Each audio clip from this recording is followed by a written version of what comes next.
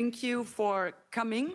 There is still some guests waiting outside. They're being brought in right now, but we kind of have to start because we are on a time schedule and the interpreters will leave at some point. So we probably should get started.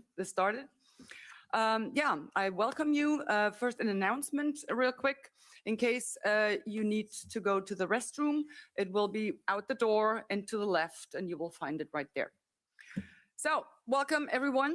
Once again, a very important topic, digital ID. I don't know how many years I've been talking about digital ID now.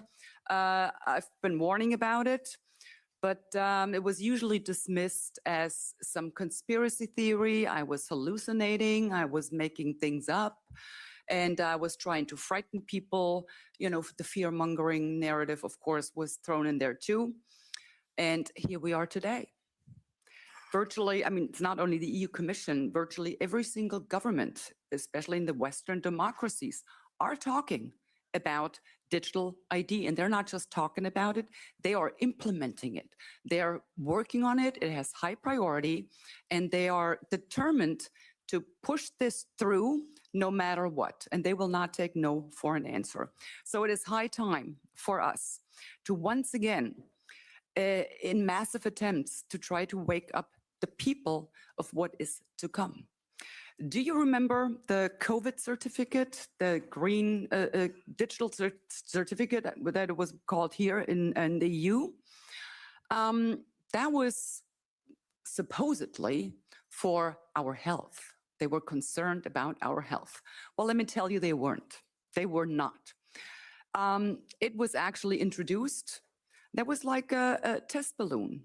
They were implementing it and getting people used to having to show something wherever they went, whether it be a supermarket or a shoe store or riding on a bus or even getting into a movie theater. That's what they were implementing at that point. They were getting you used to showing some form of a certificate to pretty much do whatever you wanted. And some people weren't allowed to do what they wanted because if you didn't have a digital green certificate, guess what? You were no longer included in going after just regular activities. And that's what we're actually looking at once they roll out the digital ID. And a quick look to China, and you will get an idea of what we are actually about to experience. But that it's enough for me right now. We have very distinguished guests and experts today. And with no further ado, I would just give Maria the floor. She will introduce all of our speakers and let's get going, I would say. Thank you.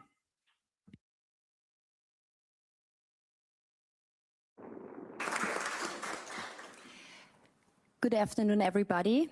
It's a great honor to be here with you.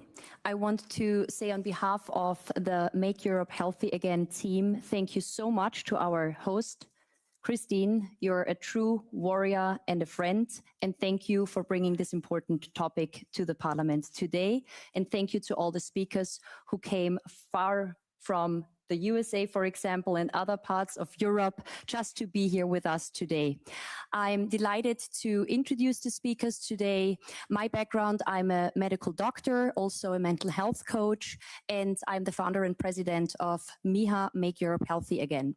Thank you again for coming, and let's get started with our first speaker, Professor Dr. Richard Werner. He's educated at the School of Economics and holding a doctorate from the University of Oxford. Richard Werner has served as professor of banking, finance and economics since 2005, including at the University of Southampton, Fudan University in Shanghai and Goethe University Frankfurt. He has held senior roles in finance and policy, including positions at Bear Stearns Asset Management, Jardine Fleming Securities, and as consultant to the Asian Development Development Bank. He advises and supports the establishment of community and small banks. He introduced the term quantitative easing in 1995 and is the author of the best-selling book Princes of the Yen. His quantity theory of credit and empirical research on bank money creation have contributed significantly to monetary economics. Thank you, Richard, for being with us. Thank you very much.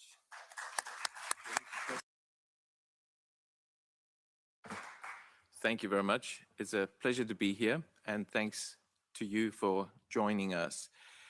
I'll talk about CBDCs, the tokenization of life, and the digital ID prison. Now, the central planners are keen to introduce digital currency. According to a McKinsey study of 2022, at the time, 90% of all central banks pursue a central bank digital currency project. Okay, and what's new about this? We're being told it's the digital aspect. That's how they're marketing it. And there's various statements from, for example, the European Central Bank and other central banks where they emphasize, oh, you know, we need something digital. It's the digital age, so it's quite natural. Well, is that narrative really true?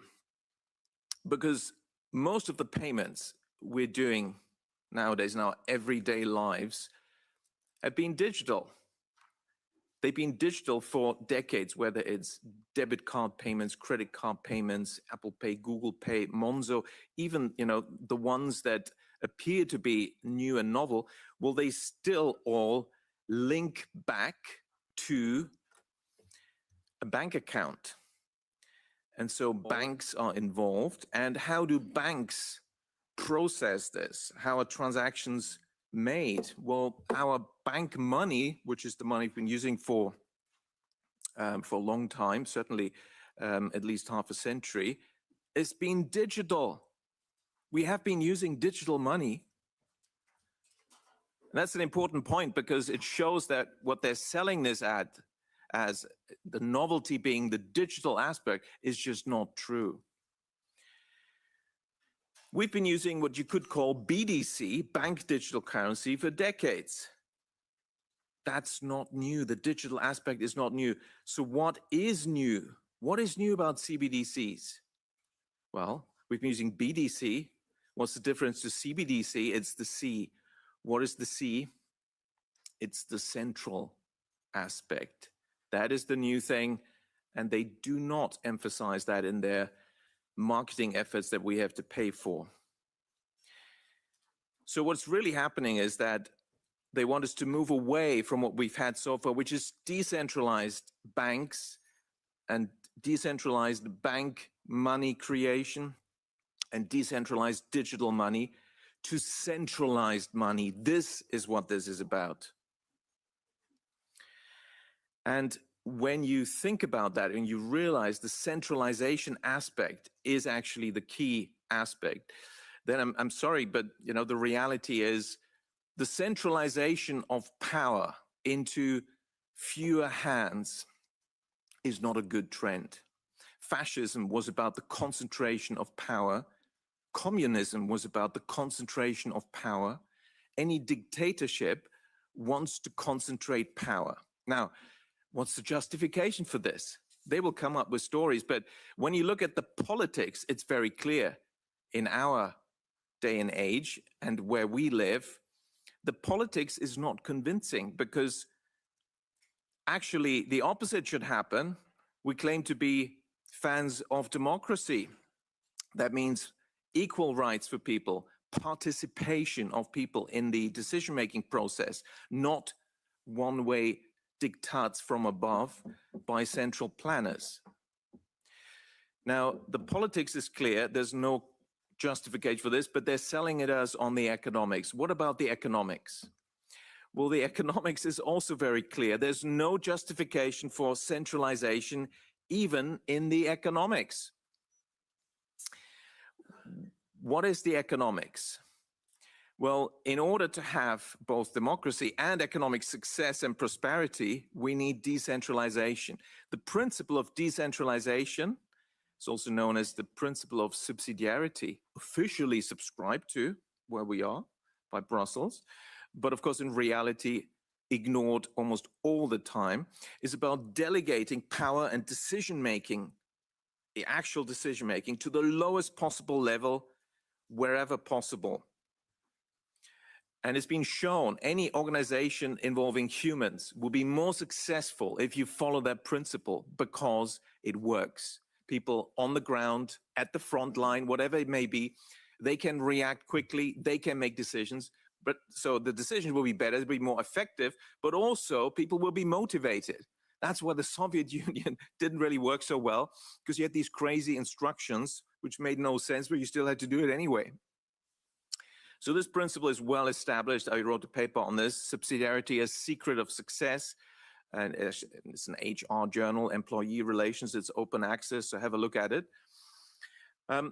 So we have no political justification and no economic justification. And yet the central planners demand more power and more concentration of power into their hands. And it's pretty bad, I tell you. It's been going on for years. They want to control all transactions. Let's start with transactions. Since the 2014 e-invoicing directive and the regulation 910, the Commission has made law that there will have to be electronic identification in order to allow for the creation of EU digital identity wallets. And some countries have already implemented this. Hungary, of all countries, actually has moved ahead of others in implementing this. And that means that there's no more economic transaction freedom, because as a company, you're not allowed to issue an invoice if it's not through the system with specific software, which is part of the centralized control. And of course, that is the first step to then also intervene and, perhaps stop transactions, whatever you want. Once you have the infrastructure, you can use this power. But it's not just Europe. We see the same trends, just like in 2020, when suddenly everyone had the same very strange list of prescriptions that needed to be implemented. Japan already has a qualified issuer invoice registration system, and so on. So what is this? This is actually the fallback plan B route to impose digital ID and total digital control of all our transactions, in case things don't work out so well with Plan A. So we have to be aware of that. Plan A is central bank digital currency that are programmable, the power to create and allocate new money, which would give this to the central bank, and therefore also transfer fiscal powers, the only sort of remaining power in the hands of parliaments, which is one of the definitions of democracy, for parliaments to decide over budgets. Obviously, we're not in the parliament here, because that's not a democratic parliament when you don't have those powers. But they want to take them away from those parliaments in Europe that have those powers. The central planners want to take that job. But it's the transactions. And here, of course, what is the programmability? Well, is the infrastructure being created? It could be anything. It could be climate change, carbon footprint. That could be the principle, but it can be other principles. Do you support the war?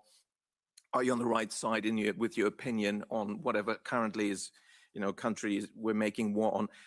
It could be anything. It could be you're stepping outside a 15-minute city, and so your money perhaps shouldn't work. But it's not just transactions. It's also assets. And this gets pretty scary here, I think.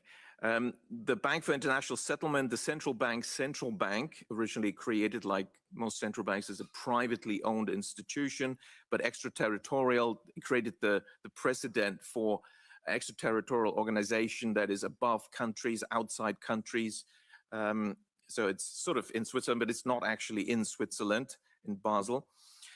Has suggested that, well, we need to tokenize everything, all assets, and bank deposit, bank money, central bank money, as well as other assets. And there needs to be seamless integration of all this and programmability in one platform, we are told. So what are these other assets? It turns out we already have national organizations that are currently compiling asset registers. And you think, okay, that's financial assets. Perhaps add land Well, you can add quite a lot. They want to add everything, natural assets, the air we breathe, the water we drink, the oceans, everything. Now, why is this? Tolstoy wrote a good piece on this when he criticized economists for only having land, labor, capital in the production function. Why is the air not in there? The energy, the sun? Well, because they haven't figured out how to control access and charge for it. And that's what's happening with digital ID. They now are able to do this. And now they want to do it, as we hear from World Economic Forum agenda contributor Lindsay Hooper at Sustainability Institute in Cambridge. We need to bring nature onto the balance sheet, allocate a value to it, and bring it into the accounting and financial mechanism. Well, and of course, there's various agencies in the US, in the UK, in Europe, in many countries already doing this for nature, and they're digitalizing it now. A natural capital register, the value, the quantity, and the quality of natural resources in one place. Now, this agency in the UK says, well, there's some critics that suggest we're trying to put a price tag on nature. It's important to understand that this is not the intention of natural capital accounts. Of course not. Because the intention is to control access to nature and charge for it. And they themselves go on, well, actually, what we're going to do is put monetary terms to nature, calculating where possible monetary value to the benefits produced by natural assets. And this will support, they say, prioritization. In other words, some people will get access, others not. And the criteria, well, they can be made up. Europe, the EU, is creating the Anti-Money Laundering Authority, AMLA, under a lot of secrecy and not exactly very transparent itself. And of course, this asset register will then have all sorts of assets in it. And of course, we then have as a next step the tokenization of these assets. And why is that important? In Switzerland, they're building the European Digital Asset Exchange. There'll be other asset exchanges. Well, tokens can be useful to the extent that they facilitate the process of issuing, storing, and transferring value. So access can be programmed, not just on transactions, but also access to assets, including natural assets and the air we breathe. And ownership of these tokenized assets can be transferred from you to the central planners. That seems to be the agenda. So why aren't they rolling this out faster? Well, McKinsey in its study said, oh, there's some obstacles. Technical challenges, for example, internet connections, things like that. Secondly, a clear or substantiated market value proposition has yet to be documented. In other words, there is no actual benefit of this for ordinary people. Some consider CBDC benefits to be limited relative to already established private solutions. We have digital money, it works. And thirdly, I'm still quoting McKinsey, trust remains a hurdle for a meaningful share of citizens and system participants to accept this, who question the motives behind CBDCs, often suspecting governments of aiming to monitor or restrict financial activities. Of course, we now realize it's not just financial activities, it's about all activities, and the programmability is a key feature. The Bank of England asked the government, the politicians in the UK, to give them the power to have programmable digital currency, and that is a control tool. The pilot CBDC projects that are ongoing, for example, this one in Brazil in particular, experts have already found out, yes, it has all those features. You can freeze transactions, you can take people's money away, you can intervene in those ways. Now, the central planners claim we will not abuse the limitless power that digital ID and CBDCs will give us. Okay, well, should we trust them? Well, I can be brief here. I think all of you know examples of how this sort of power has already been abused. Just thinking of Justin Trudeau's ending the peaceful demonstrations by truckers in Ottawa. Their bank accounts were frozen. Their ability to buy food is how they got them. Too few used cash and digital currency. Well, they didn't have CBDCs, so they had to pass laws to do it, and that will be very easy once you have CBDCs. The police froze 206 financial products, including bank and corporate accounts, disclosed 56 entities associated with vehicles, facial recognition, even 253 Bitcoin addresses were identified, and PayPal was also shut down. So that's how they can do it. Now, interestingly, no such financial controls had been used previously to stop criminals. But of course, peaceful demonstrating citizens, that's when it seems the central planners get pretty creative about how to stop people. And of course, we all know what happened in 2020. Digital ID suddenly were a topic, vaccination passports as a backdoor to introduce digital ID. And then, of course, programmability. You can close access if you don't do X, Y, Z. And can be anything the government central planners decide.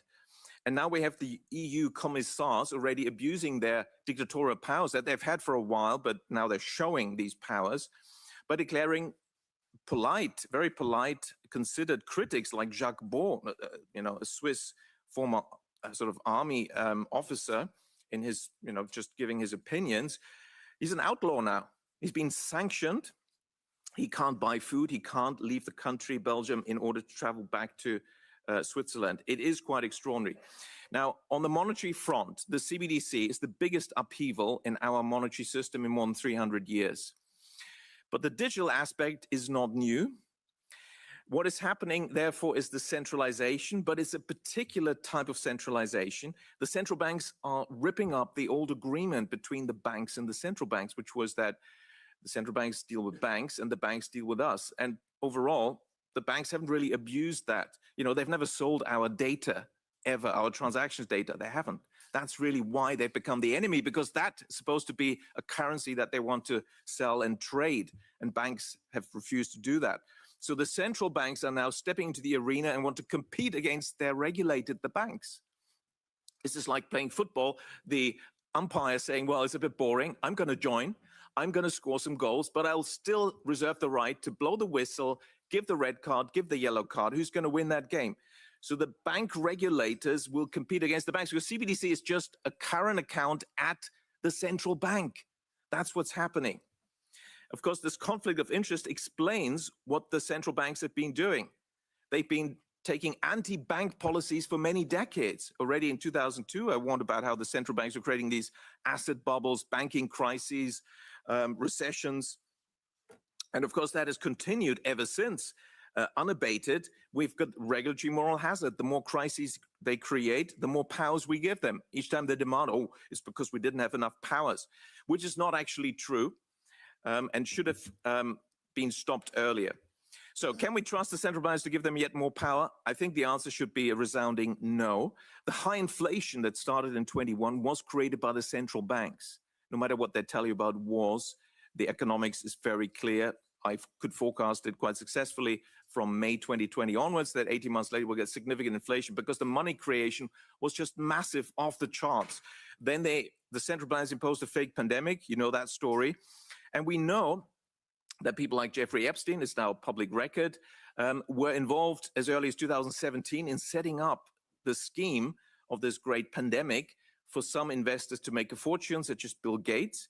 And then we can also make money injecting people with stuff and solve the problem, as Epstein and Bill Gates discussed, matter of public record, of how to get rid of the poor people. And of course, it was used at the same time to push digital ID. Now, this is, what they're giving us is not the only option. We can have prosperity. Their goal is zero growth, negative growth. Germany now, third year of recession, first time since 1933. But actually, we could have high growth everywhere in the world and prosperity for all. How do you do that? 200 years of strong economic growth in Germany were due to many, many small banks, local money creation, money lent to small firms. They're the main employer. 60%, 70% of employment is with SMEs. That's how you spread the prosperity. These hidden champions in Germany, where Germany really sticks out, is small firms that are global market leaders. Yes.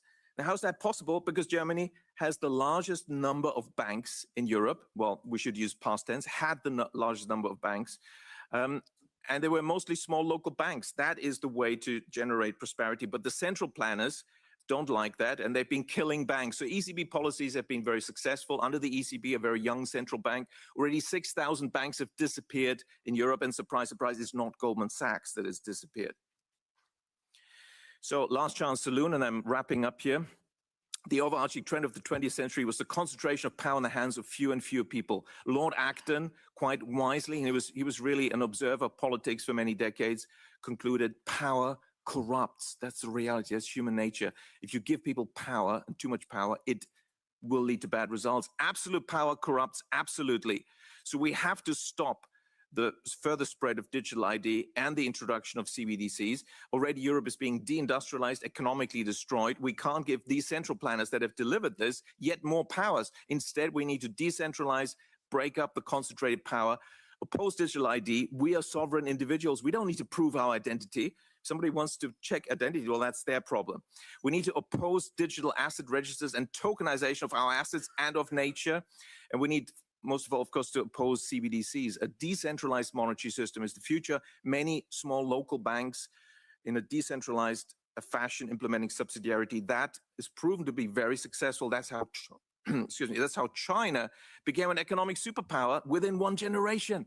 They moved from one bank in the Soviet system, central planners loved it, to 5,000 banks with 30 loan officers in 35 branches. That's more than 5 million people checking millions and millions of small firm loan applications for productive business investment.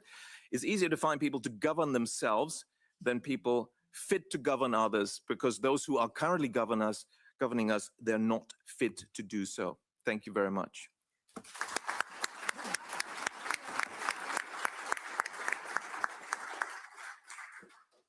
I have to interject myself real quick because we have two very special guests here today, and the second one just arrived.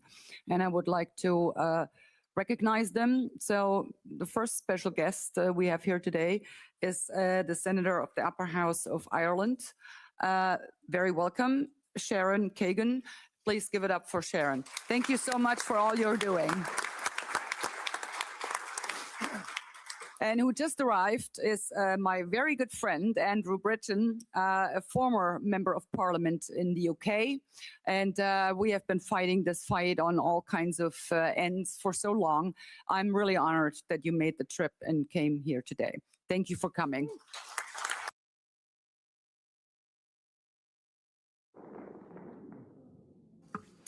Thank you so much. So our next speaker is, and before I come to our next speaker, I quickly want to inform you that our speaker, Professor Dr. Richard Werner, made an interview with Tucker Carlson. I highly recommend that you watch this interview, and also very recently an interview with Catherine Austin Fitz and Tucker Carlson was published as well.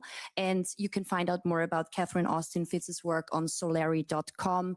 Very good source. So that is something I needed to mention. Our next speaker from the United States of America is my dear friend and our MEHA steering committee member, Reggie Littlejohn. She is founder and president of Anti-Globalist International and Women's Rights Without Frontiers. She is also the co-founder of the Sovereignty Coalition, a non-partisan organization focused on national sovereignty and medical freedom. She's a US attorney and graduate of Yale Law School. She has testified 8 times before the United States Congress and addressed multiple international bodies, including the European Parliament, UK Parliament, United Nations, White House, the Vatican, and so on.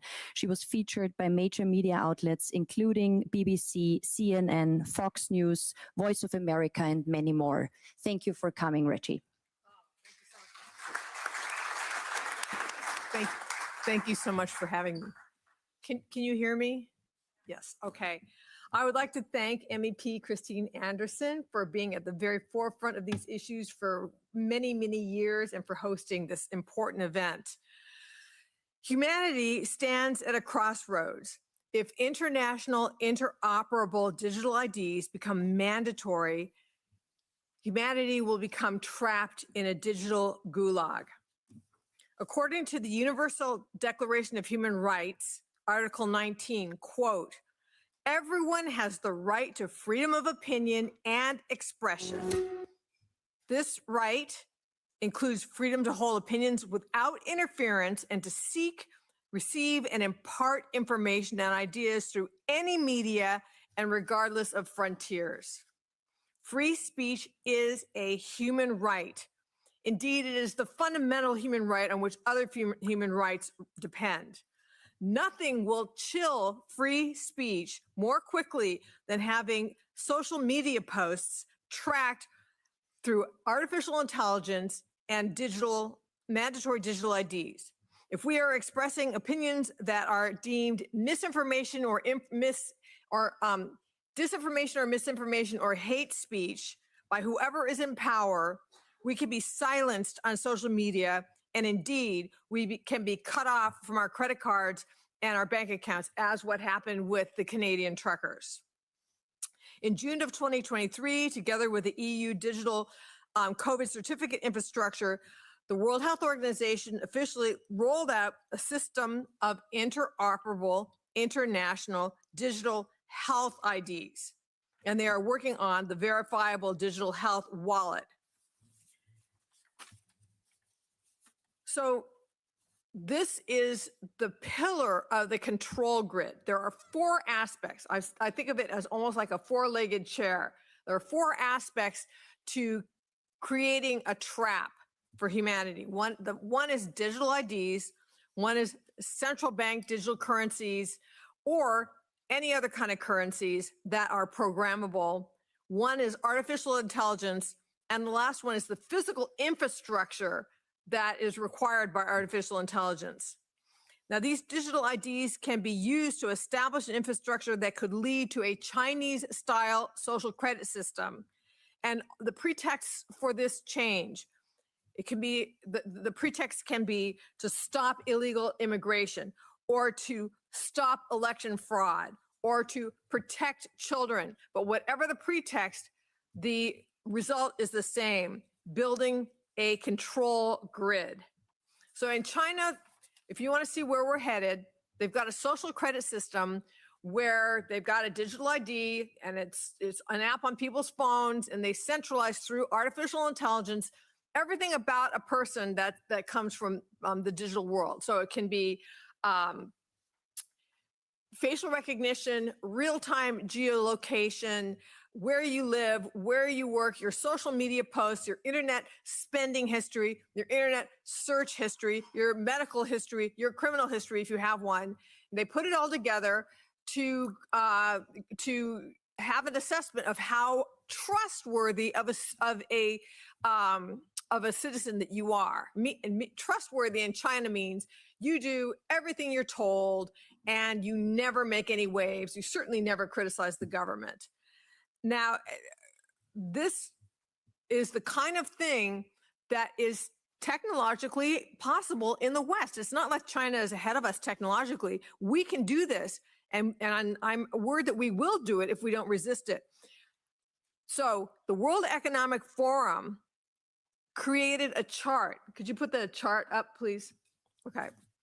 This appeared on their website in January of 2021 at the height of COVID, and it's embedded in an article entitled "How Digital Identity Can Improve Lives in a Post-COVID World." And this chart is a vision of what a full-blown digital ID would offer. The digital IDs would be used to open bank accounts, travel, access humanitarian aid, buy and sell online, use social media, file taxes, vote, collect government benefits, own or use a telecommunications device like a laptop or a cell phone, and to monitor smart cities. This looks very much like the China social credit system. And of course, it would start out as being voluntary so that they can get people voluntarily to sign up for this through convenience. But then when the infrastructure is in place, the risk is that they will suddenly make it mandatory. And in this article, the World Economic Forum holds up as a positive example the Estonian digital identity approach. And if any place does have what amounts to a mandatory digital ID, it's Estonia. And I would note that during COVID, if an adult in Estonia refused vaccination or testing, they would be shut out and denied access to restaurants, entertainment venues, gyms, conferences, and public meeting places. So this shows the true intent of the digital IDs.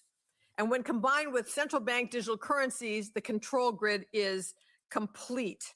because they can control you through every aspect of your life. So we're talking about programmable money, meaning that if they can say, if you can spend your money, when you can spend your money, like let's say there's another pandemic, and let's say that you are deciding that you're not going to be vaccinated, or you're not going to get, the 5th booster or what have you. They could say, okay, you need to be quarantined in your own home, so they can program your money so that it does not work outside of your home.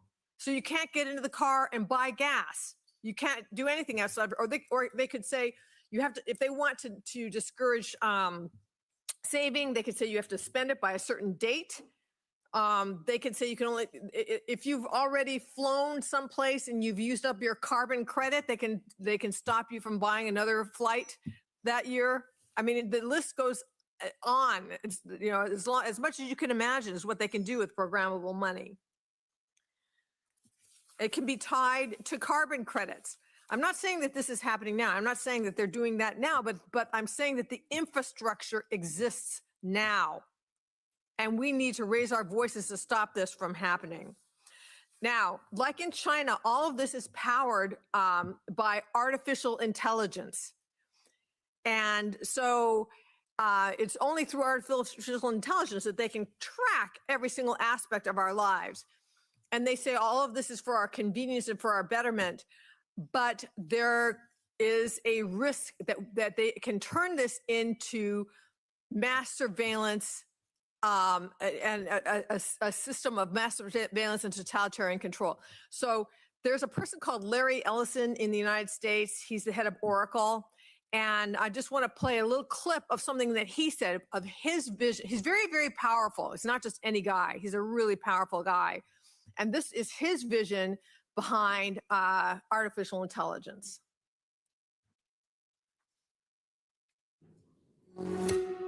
Oracle co-founder Larry Ellison predicts AI surveillance will be part of our everyday lives in the future.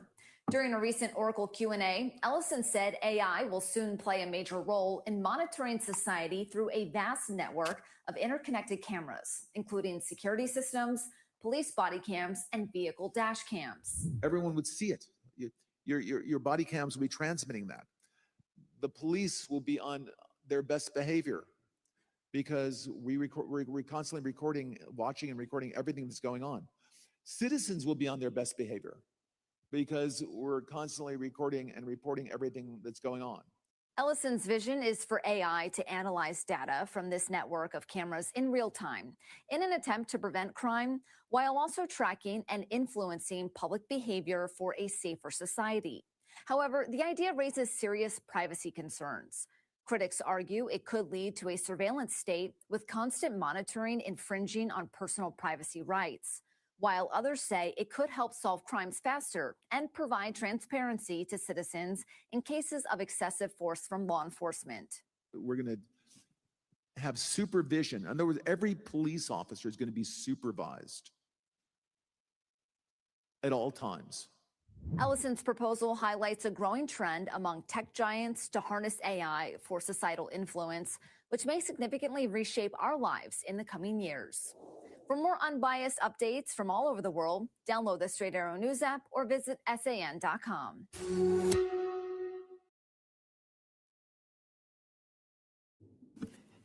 So the vision of at least one very powerful tech giant is that all of us would be wearing body cams at all times, and that everything we say and everything we do will be uploaded into AI. Somewhere else in that interview, he talked about how if you want to go to the bathroom, you can say, Oracle, please turn this off for a bathroom break, and it'll turn off for 2 minutes, but it won't really turn off, because what if you didn't really go to the bathroom? What if you did something in the bathroom you shouldn't be doing? If you get a court order, they can see whatever was happening, in the bathroom. It's just, it's crazy. And he also says that what we really need is drones. Like there wouldn't be any mall shootings anymore because AI would pick up an escalation and they just send in drones to break it up.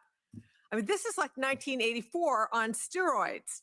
And it is what RFK Jr., has termed turnkey totalitarianism.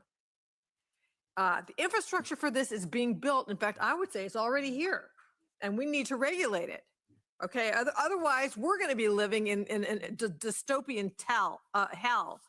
So these digital IDs are the enforcement mechanism for 15-minute cities and smart cities. So what's the difference between a 15-minute city and a smart city?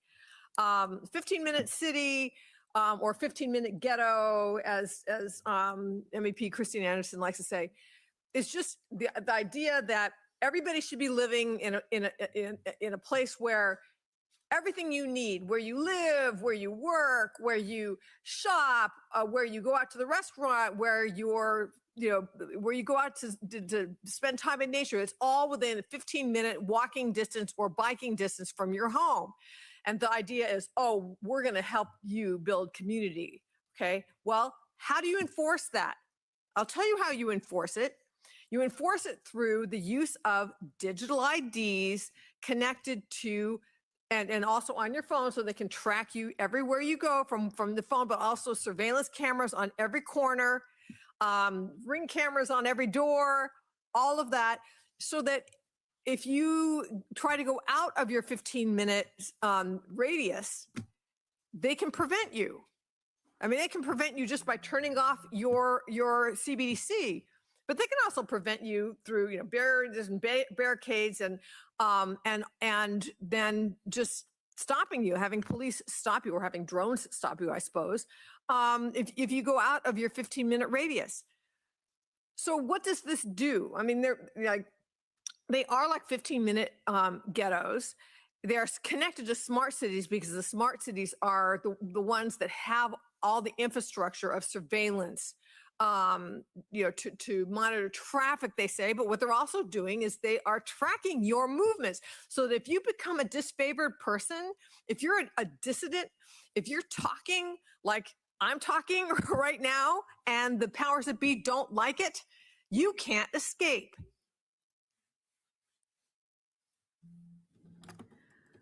So how do we stop this? Obviously, we need, I think that this particular event should go far and wide. Anybody who is listening to me at this moment, and is horrified by this, you should be sharing this. That's the least that you can do is share the link to this event. We need to oppose central bank digital currencies, or also any kind of programmable money. We need to regulate AI. The big tech giants are very, very opposed to getting regulated. Okay, they need to be regulated to make sure that this doesn't happen. But then something that people can do on the local level is to combat these data centers, because in the United States and Europe and elsewhere in the world, they are creating these massive data centers. And I mean, these things can be dozens of acres large or even bigger than that, to process all of this AI to surveil us. And there are movements, like in the United States, a couple of places have been able successfully to combat these because they are energy hogs, they are water hogs, they emit toxins into the air. So just on environmental reasons, people on the local level can oppose these. And you can find out where your nearest data center is just by Googling it. Just go online and say, where are data centers being built, and oppose them, because they can't ultimately create this control grid without these massive data centers. So George Washington once said, if freedom of speech is taken away, then dumb and silent we may be led like sheep to the slaughter. And Benjamin Franklin, another founder of the United States, said, whoever would overthrow the liberty of a nation must begin by subduing freeness of speech. Once this digital gulag is in place, there will be no dissent, because as soon as you voice a dissenting opinion, you will be shut down, canceled, and paralyzed by being cut off from your money. We all need to resist and do our best to escape before the trap snaps shut. Thank you.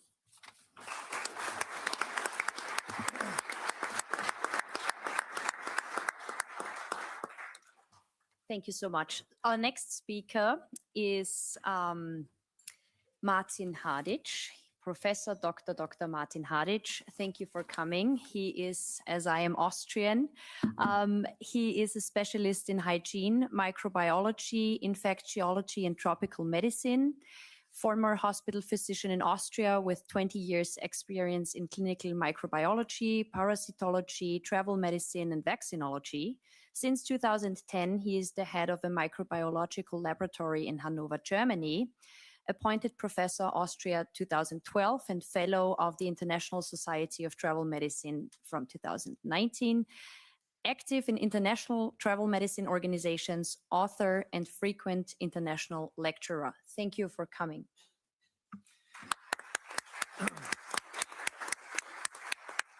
Well, very warm welcome to all of you, and from the bottom of my heart, thank you to MEP Christine Andersen for setting the stage and for Maria for having me here. Just for your information, I will read my comment down just to stay within the time frame given. Just in short, the offerings of the digital world are very tempting. Generally speaking, everything becomes more convenient, is always available. Nothing can be lost or forgotten anymore. But then, can't anything, maybe everything, be stolen as well? Data theft and data leaks are often downplayed. If you talk to experts, the common comment is where data sets exist, they will be misused, at least as long as they are attractive enough. From this, we should learn there is no such thing as secure data, and certainly not in the currently hyped cloud services. So what does digitalization mean for medicine? The aforementioned advantages allows the proponents of unlimited digitalization in the context of digital patient records and digital vaccination certificates to proclaim the misleading and deceptive statement that the digitalization of our healthcare in its planned form would, of course, only be for our benefit, for our health and safety, and without any alternative. Does this claim stand up to proof of concept? We are witnessing an event, namely the so-called corona epidemic or pandemic, that was used, I would say abused, precisely for this purpose. Strategists know perfectly well, health combined with fear is a so-called killer argument. And this fact was empathetically demonstrated during the corona pandemic. I dare say that only the, as we now know, completely fact-free catalogue of pseudo-preventive medical measures enabled politicians to test to what extent a step-by-step concept under the disguise of medical care could ultimately lead to the complete disenfranchisement of citizens. And in this experiment, which was accompanied by considerable, foreseeable, and inhumane collateral damage, the entanglement of medicine and digitalization proved to be an extremely potent combination, enabling the so-called elites comprising the military, industrial, medical, media, pseudo-legal, political complex to control the entire world and thus exert a data-driven stranglehold. The fact that this resulted in massive violations, not only of human rights, but also of data protection, without the vehement opposition one would have expected from the population, or at least from medical doctors, emboldened politicians and representatives of international organizations to pursue a digital agenda that ultimately aims at the complete enslavement of humanity. All of this is based on the assertion that, under the pretense of the necessity for drastic and comprehensive, indeed all-encompassing measures, only rapidly measurable and individually attributable obedience, that is, obedience verifiable in each individual case, would be the one and only means to control epidemics and pandemics and thus avert greater harm to humanity. And this would only be achievable if the following conditions were met. Number one, through appropriately restrictive and simultaneously binding orders as formulated in the revised WHO Pandemic Treaty and the new IHR. Second, through a correspondingly lean and rapidly responsive decision-making structure, which is achieved by allowing the director of the WHO, that is, a person who is not democratically legitimized and, as the current example shows, also insufficiently qualified to make more or less globally valid decisions unilaterally, which is independently as an individual without any possibility of oversight or enforceable accountability. And third, through the digital registration of every person, compliance with these conditions can be verified on an individual basis. Since opposition was to be expected, it was crucial to suppress it by any means necessary, from framing and discrediting even previously highly respected scientists to publishing commissioned narratives supporting pseudo-scientific propaganda to outright lies that have since been proven false. Every method was justified. To avoid the term censorship, which was frowned upon by the public, a broad condemnation of the now widespread term fake news was implemented, differentiated as we already heard, misinformation, disinformation, and malinformation. And those who, as we now know, deliberately lied, presented themselves as guardians of the truth, established a proverbial ministry of truth, consider themselves omniscient and infallible, and to secure their claim of inviolability passed the Digital Services Act, which has comprehensive validity and thus inevitably and inherently negates, well, even fights the most important aspect of science and therefore also of medicine, discourse. The negative effects of digitalization were evident during the COVID-19 pandemic. Conducting digitally documented self-tests, digitally transmitted test results from a test known to be unsuitable for detecting infection, in violation of data protection regulations, mobility restrictions in air travel, but also in private transport in highly digitalized countries like China, denial of access to shops, public transport, and even one's own home, all using digitally available medical data. This implementation of the classic three-part approach for managers is, first, what is the rule? Second, who monitors its implementation? And third, what is the sanction? All these points were implemented during the pandemic with the help of digital tools, initially with some difficulty, but with increasing improvement over time. The pandemic was thus used to optimize the digital agenda, particularly in the field of medicine. Regulations were communicated digitally as the constant barrage of messages, discussions about obviously pointless regulations were undermined by ever new rules or emotionally charged by presenting disaster images. Compliance with regulations, especially in the medical field, was closely monitored, even through the empowerment of lay persons such as restaurant owners or train conductors. And all that was possible due to the streamlined public, including medical doctors. While narrative critical behavior was sometimes draconically sanctioned, among other things, through digital available evidence.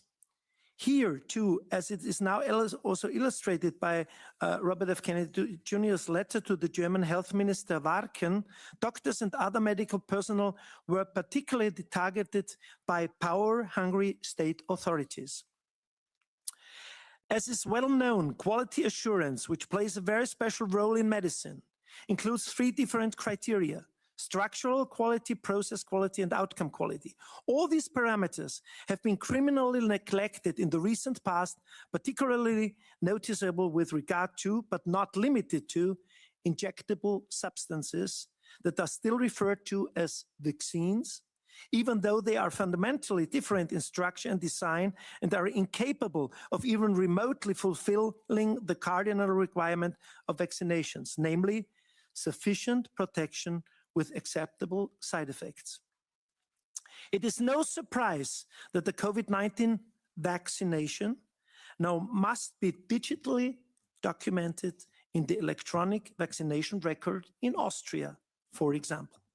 The COVID-19 injection, as well as several illnesses related to COVID-19, have been assigned digital codes, ICD codes, which stands for International Classification of Diseases and Related Health Problems, both for confirmed and unconfirmed diseases.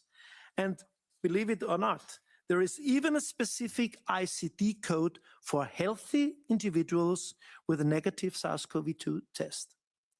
Among many other points, both the Declaration of Geneva and the Hippocratic Oath emphasize a strict relationship of trust between doctor and patient or client, that is a healthy person in case of vaccinations and injections of this kind, which is non-negotiable. This means that every conversation is confidential, its content remains within the respective room, and this remains valid by agreement even after the death of either party. And this is precisely what is essential for medical practice. For this reason, more than a year ago, with the kind and generous support of two lawyers, one specializing in human rights and the other in data protection, I filed a complaint with the High Constitutional Court of Austria against the digital vaccination record. There has been no response to this complaint so far. However, upon inquiry, we were informed that it is unknown on which server or which the data is stored. But not only the immunization, but also the handling of all other medical data, which is the mandatory digital patient record, contradicts not only the medical oath, but also vulnerates the fundamental principles of medical ethics and data protection. The transmission of this data effectively undermines aspects of bodily integrity through the possibility of targeted coercive measures and the patient's autonomy, which is their right to self-determination. And just imagine how hacking of health data could impact families, friendships, insurance and business contracts, and occupational health, including business trips. Through digitalization, medicine thus becomes an accomplice to sometimes arbitrary and, as we have seen with the... Okay, I slow down a bit. I still have time left and I'm almost done. And as we have seen with the COVID-19 injections, also dangerous, even life-threatening mandates. Furthermore, the trail of accountability is very often lost in the digital void due to digitalization and globalization, as we are currently experiencing after the so-called COVID pandemic. But we haven't yet given up hope for a Nuremberg II trial against the decision makers who had claimed responsibility and should be charged for crimes against humanity, with digitalization be averted for use against them. Digitalization primarily serves simplification, and this also applies to surveillance and intelligence. This supports my assessment: convenience is the greatest enemy of freedom. And please just let me tell you, there is a saying that is sapere aude, which is Latin and means please use your own brains. Thank you very much.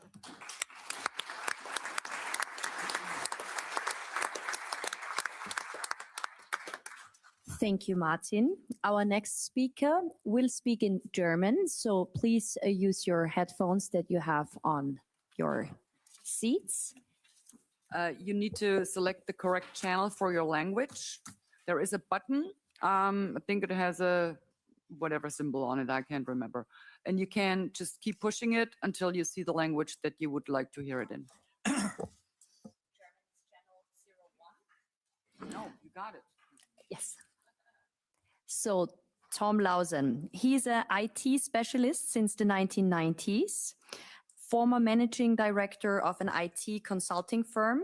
Since 2020, he is doing independent data analysis on COVID-19, Paul-Ehrlich Institute data, Robert Koch Institute data, DIVI data, mortality data.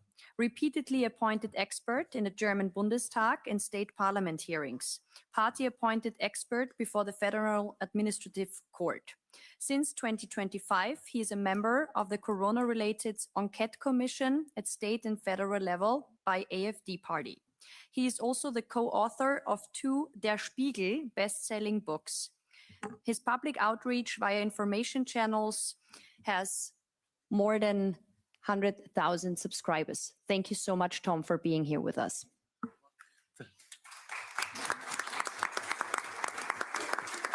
Thank you, Maria, and thank you for the translation. I will speak in German. Historical control was always visible. Rules, police, law, and digital control is less visible. Changes, delays, access, algorithmic risks. People wouldn't realize that they are being controlled, rather they feeling that but it's a situation where the system is deciding more and more. It becomes a dystopia when identity is connected to people and all areas of life can be integrated and all decisions can take place in an automatic way, and analog alternatives disappear. Freedom is configured, and from freedom we then get a kind of freedom which is only available through algorithms. So when everybody needs a license from the machine, they need to have a QR code, they need to have a password. So this is the key role which could be played by the European Union's EU wallet. So this is an anchor for the digital ID, a simplification for when you have things which need to be dealt with local authorities and with administration. It seems harmless, but however, in a highly networked world, people's identity will become a kind of central point, and it means that everything else can be combined with that in a mathematical way. So data will be continually produced over vehicles and behavior. There will be a smartwatch which will give information about stress and about sleep, and this and through the social media, people's reactions, the tone of people's voice, all kinds of human interaction. This will be in the digital clock of our life. So it's all of these may seem harmless. They seem to be technically limited and they seem to be for particular purposes. But a new system will begin where all of these separate things do not exist alongside each other, but rather they are integrated into an identity infrastructure.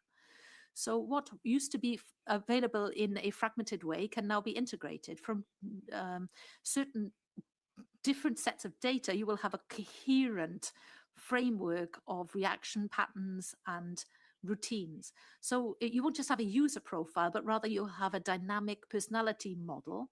And statistically, it will be possible to use statistics to analyze it. It will be possible to look at what will happen in the future with it. So it's not about just our habits, but also our personal dispositions and attitudes. The quality of this kind of change is not in the fact that data is being gathered, but rather that it can be connected. As a data analyst, I know that connecting data doesn't just create technical possibilities, but it also provides economic possibilities. So as soon as you can establish that an identity exists and you can collect data in a reliable and clean way, then you have a new raw material of data. There will be fresh data combinations. It's like an unpolished diamonds. And if you can polish that, then you will be able to monetize it. You will be able to make money out of. With regard to digital autonomy, when you have new data spaces, there will always be new business models coming into existence as well. So when you have scorings, when people's behavior can be seen in advance, this will create a market. This is a simple logic to do with competitiveness. So startups and fintech companies are all looking for the next data set which can be connected to our identities. So when you have, if somebody has an advantage in integration, then they will have an advantage on the market. And you can see from AI superintelligence that whoever achieves that will dominate the market. So with regard to whoever has the infrastructure in space will be have an advantage for new optimization and new services. So this is coming onto the market already. The possibilities to make profits, well, that's a very strong magnet.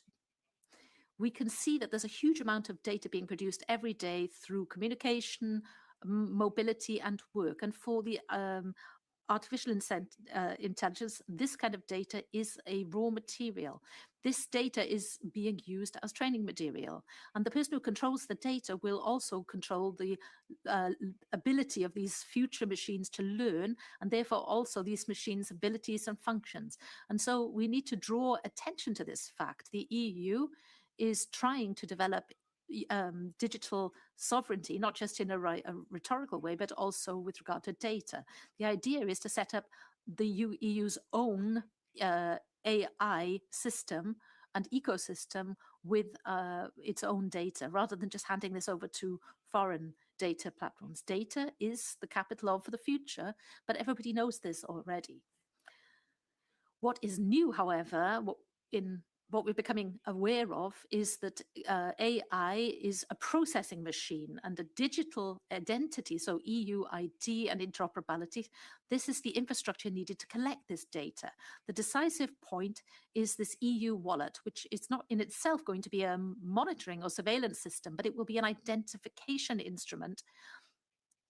And when it becomes an anchor at which you can authenticate people's identities, it will lead to an ability to work across different sectors. There will be a step-by-step progress to efficiency, to comfort. Everything will seem rational until people are in a situation where they are no longer in a position to make decisions themselves anymore. When CO2 profiles, health profiles, communication profiles, when these can all be brought together technically, then it will lead to a monstrous model which is able to control us. In such a system, freedom will no longer be open, rather it will be a situation where those who control the data will be able to control priorities, and therefore they will also be able to control access. The individual cases of access permissions, this could also be a nightmare in the new reality. And that is, there's a good reasons for believing this. We saw this with Corona, that we had digital access rights according to whether people had been vaccinated or not. We've heard about that already today. Now, the question in the context of the EID is not whether it makes sense to have an electronic ID. The question is whether it will remain just an administrative tool or whether it will be part of this massive infrastructure which is collecting and hoovering up data. If data remains tied to one particular objective, then people and decisions are made by systems which can be controlled and overseen by people, then on the whole, the balance will be kept. But if data becomes universal, and if data connected with data in a universal way, then the risk is that that the structure will move away from freedom, and it will no longer be the visible rules that decides, but the system will decide. So, and we can assume that will happen because of the new models in place. This is not unavoidable. How can we draw people's attention to this, make them aware? These developments, we don't want to paint everything black, but my answer to how we can draw people's attention to this is we should use the law. We should be very precise about it. We should submit the proper legal text to our governments. As long as digital identity is only used as something, people see it as being something which is comfortable and convenient, then there will be a lack of awareness of what can go wrong. So we need to have clarity. It's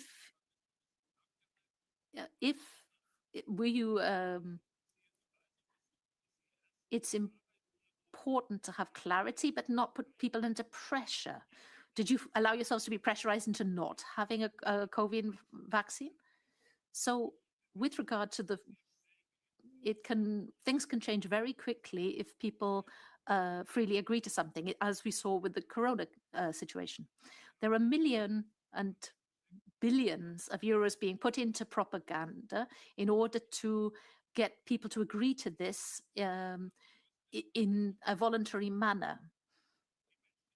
People's voluntary will has to be protected, and at the same time, public hearings, specialist discussions in the parliament, education, all of this has to be done in order to make sure that people will make a free choice.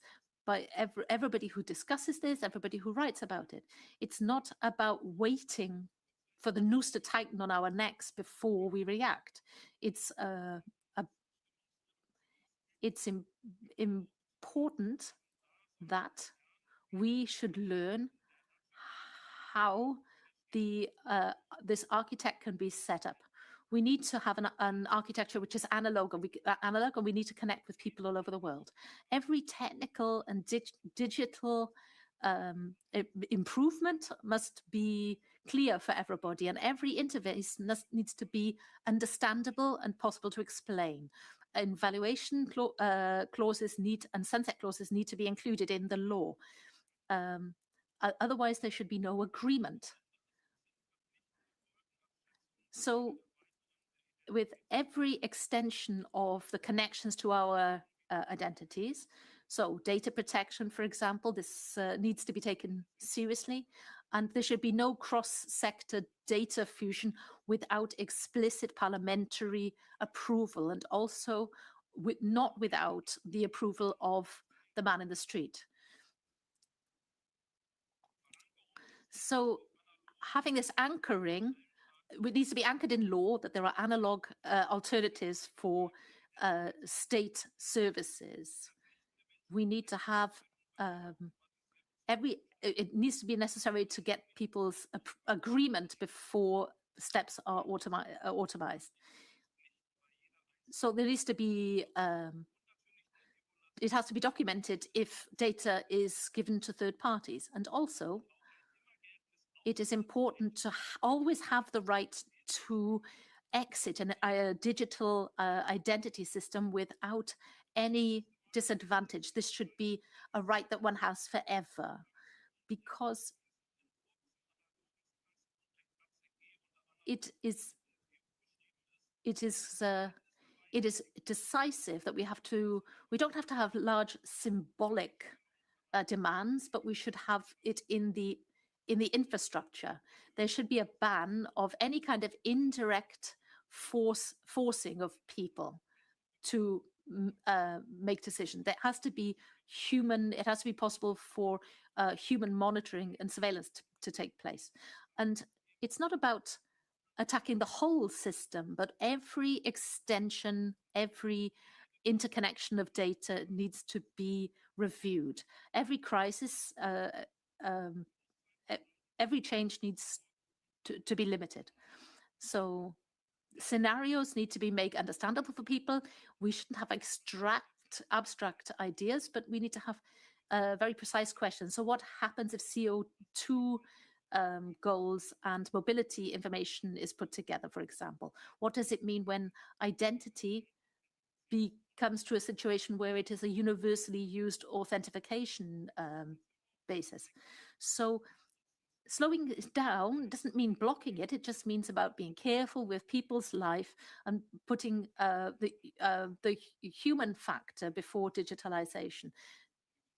Technical changes should not be quicker than political reflection. After all, it's the political level which has to make a decision. If institutions need digital infrastructure when courts use digital tools, we need to keep this system open. We need to keep it something which can be negotiated on the human level. So this is not about being against digital identity, but against it taking over in all areas of our lives. So this is where the political work has to begin. Politicians are responsible for this. We need to raise awareness. This doesn't start online. This has to happen in the real life. And it's not just a nostalgic thing if we decide to meet people offline. It's very important. If thousands of robots are running around on the street, then we would suddenly find ourselves that we will want to be among people. And so if we end up in a world where all of our communication can be reproduced, it may change thinking itself. People speak differently if they know that every word could be recorded, analyzed, or published. And this is why there needs to be spaces in which thoughts can be put forward, unfinished thoughts, doubts can be formulated, and future possibilities can be openly discussed. This is the first step.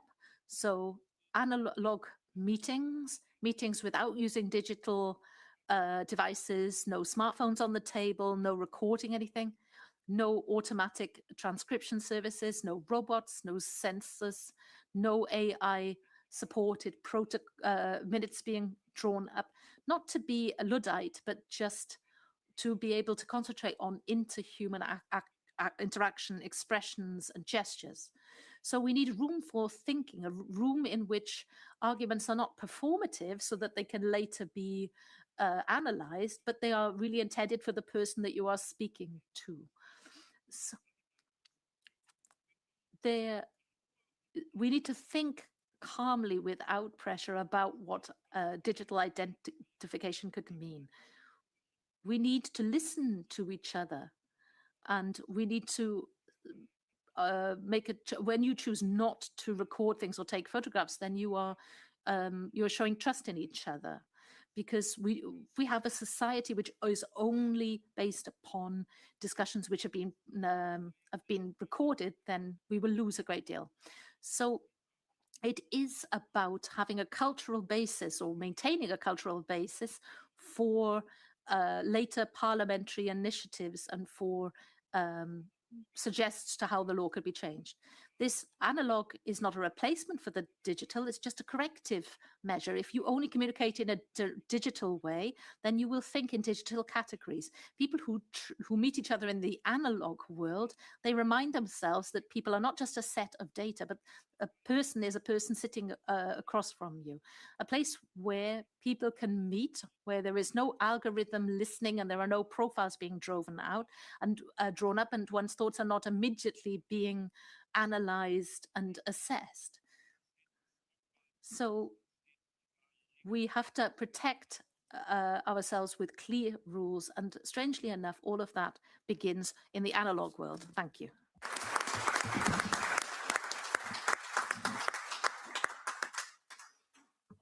Thank you very much, Tom.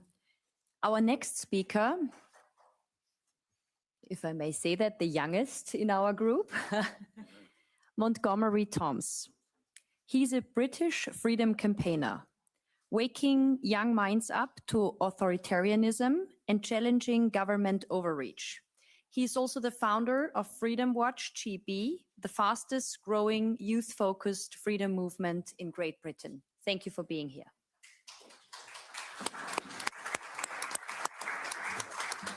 It's a pleasure, and thank you very much for inviting me. So I've written some notes, and I'm just going to speak on quite spontaneously. So the last time I was here, actually, Digital ID had recently been announced in Great Britain.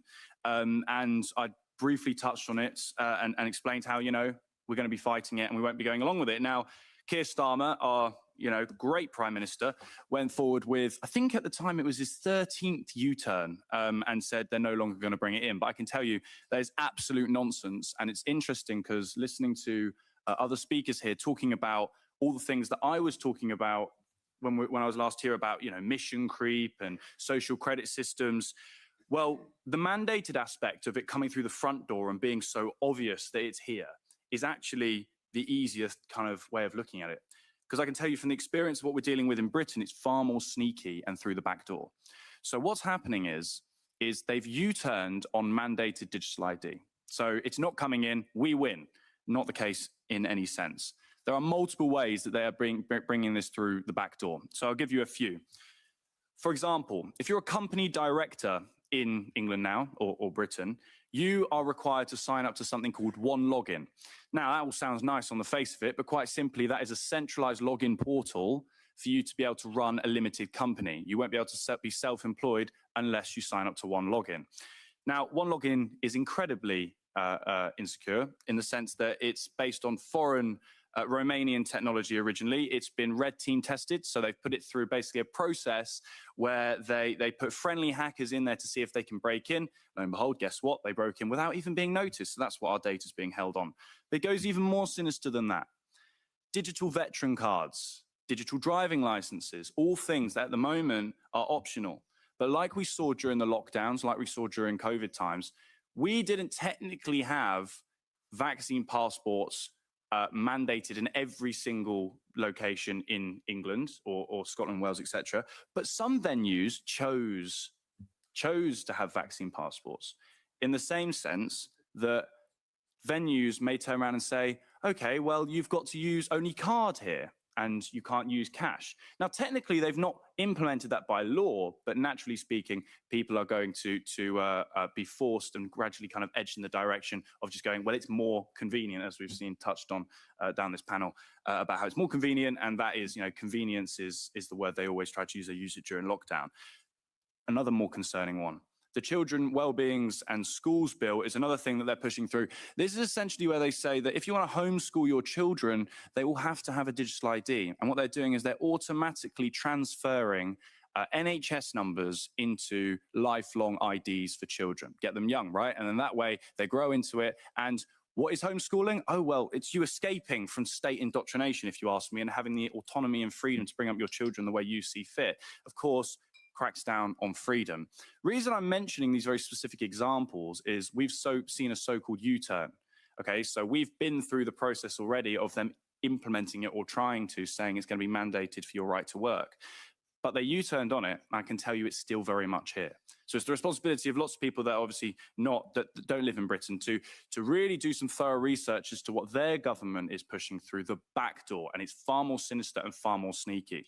And obviously there is a bigger picture. In London, we've got, specifically London is being rolled up and down Britain.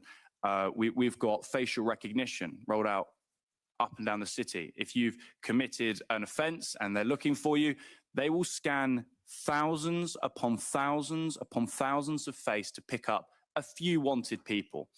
Now, it's all about the motivation. For example, at some point, I'm sure I'm going to be wanted, right?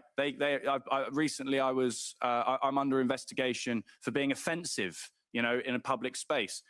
I could walk into London. They want me for committing what they would claim to be a hate crime. They use facial recognition. They scan me. They connect it to my digital ID. It links into that same idea of mission creep, social credit system. London is likened to China in the level of surveillance that we have. We're more surveilled in London than any other city in Europe. We are really... England leads on many things, right? But we're leading on this one, I think, and that's not exactly a very good thing, right? We've got intelligence services, things that we don't know what's going on behind closed doors. 77th Brigade is another example, literally an investigation unit that used to track our tweets, our posts during the lockdown days. If they had a digital ID, if they had access to every inch of information in our life, God knows what kind of power that's going to deliver to the state. They've got files on us, databases, and as I reiterate, lessons from COVID, vaccine passports, we've seen it already. That's what I mentioned last time I was here. It was the blueprint for exactly what we're seeing now. Now, not sure. Is this my timer? I'm just checking. Yes. All right. So I'm all doing okay for time. So the next thing is, what can we do about it? I suppose that's the question that gets thrown at me a lot is, what's the actual solution here? Because all the things that I've laid out, they all sound really scary. And quite honestly, it's a question that I find really difficult to answer. There are clever ways to get around one login. For example, you can rely on your accountant to sign up on your behalf, but it doesn't really solve the problem, does it? The honest truth is we're in a situation in England where people don't realize that it's a digital ID. People don't realize what the actual motivations behind one login, and people are just falling into this trap. They're being forced to do it. Imagine you build up a company of 30 years. Oh, well, just sign up to one login. People are just naturally going along with it. It comes down to mass non-compliance. I always make the point, there's not enough rooms in the prison. If they were to bring it in, if everyone was to not comply, then they would have to lock us all up. And I can tell you they're not going to be wanting to do that. So the solution is raising awareness on the ground, talking to as many people as possible. I do my absolute best to network with young people. I debate young people on digital ID and censorship and free speech and all the other issues which we could delve into, which I'm sure you're all very familiar with. And I do my best to wake people up to essentially be vigilant and to catch it before it comes in. But there's no easy answer to how you escape digital ID. When it comes down to it, we can talk about it's coming. Well, in England, it has come, and we're seeing it be implemented, as I say, through the back door. And it's our responsibility, as has been referenced here many times, to repost, to just do everything you can, outreach, talk to people, social media. I mean, I use it, but ultimately, I think one of the best strategies is grassroots work, going to the people, going to your local communities, talking to your neighbor, handing out leaflets. It's your responsibility. It's everyone's responsibility, but it's not to rely on any form of a political party or in its entirety. However, that does bring me on to an interesting next point. We've got absolute turmoil in the political world in England. I'm sure many people in this room have heard of Nigel Farage and the Reform Party. Now, some people may agree with me or disagree with me on that, but it's in recent sort of months that I have completely lost all faith in the Reform Party and Nigel Farage. I don't think that they have what it takes to actually put an end to this kind of madness. For example, many people in this room, of course, will be familiar with the vaccine passports and the vaccine mandates. Well, it would be interesting, if you guys didn't know this, that Reform welcomed with open arms Nadim Zahawi, the man who brought in vaccine passports, vaccine mandates. That man was welcomed with open arms into what is supposed to be the future government of Great Britain. Well, I don't think they are going to be the future government. And I think that if we have enough strength in people and we have enough time, then the new proposed political party might be the method of breaking open that kind of brutal two-party system. That party is Restore Britain. Of course, I'm going to be biased. I recently got involved with Restore Britain. I can tell you that the policy from Restore Britain is quite transparent. It would be to scrap the mandated aspect of one login enforcement, and most importantly, protect choice and protect your right to live offline. Obviously, that goes into cash, that goes into rejecting, CBDCs, that goes into rejecting a social credit system in its entirety.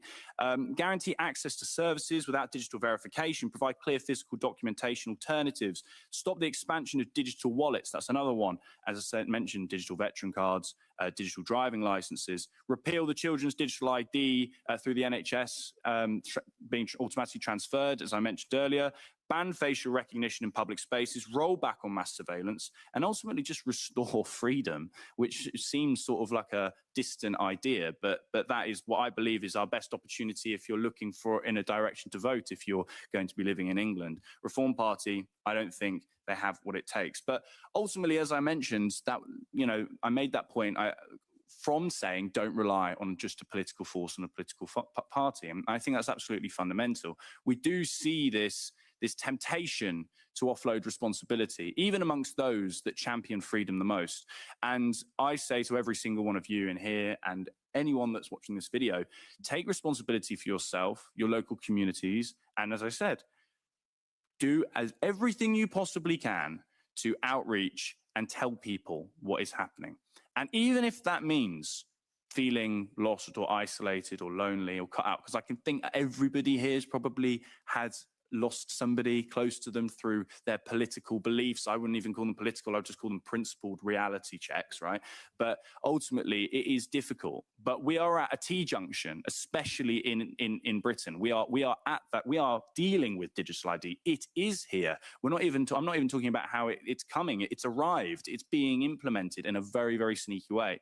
So what do? I go up and down Britain. I debate with university students, for example, and I can tell you, debating digital ID and one login is one of the most boring things you can possibly do. It's not interesting, and I don't enjoy sat there going, well, do you know about digital ID?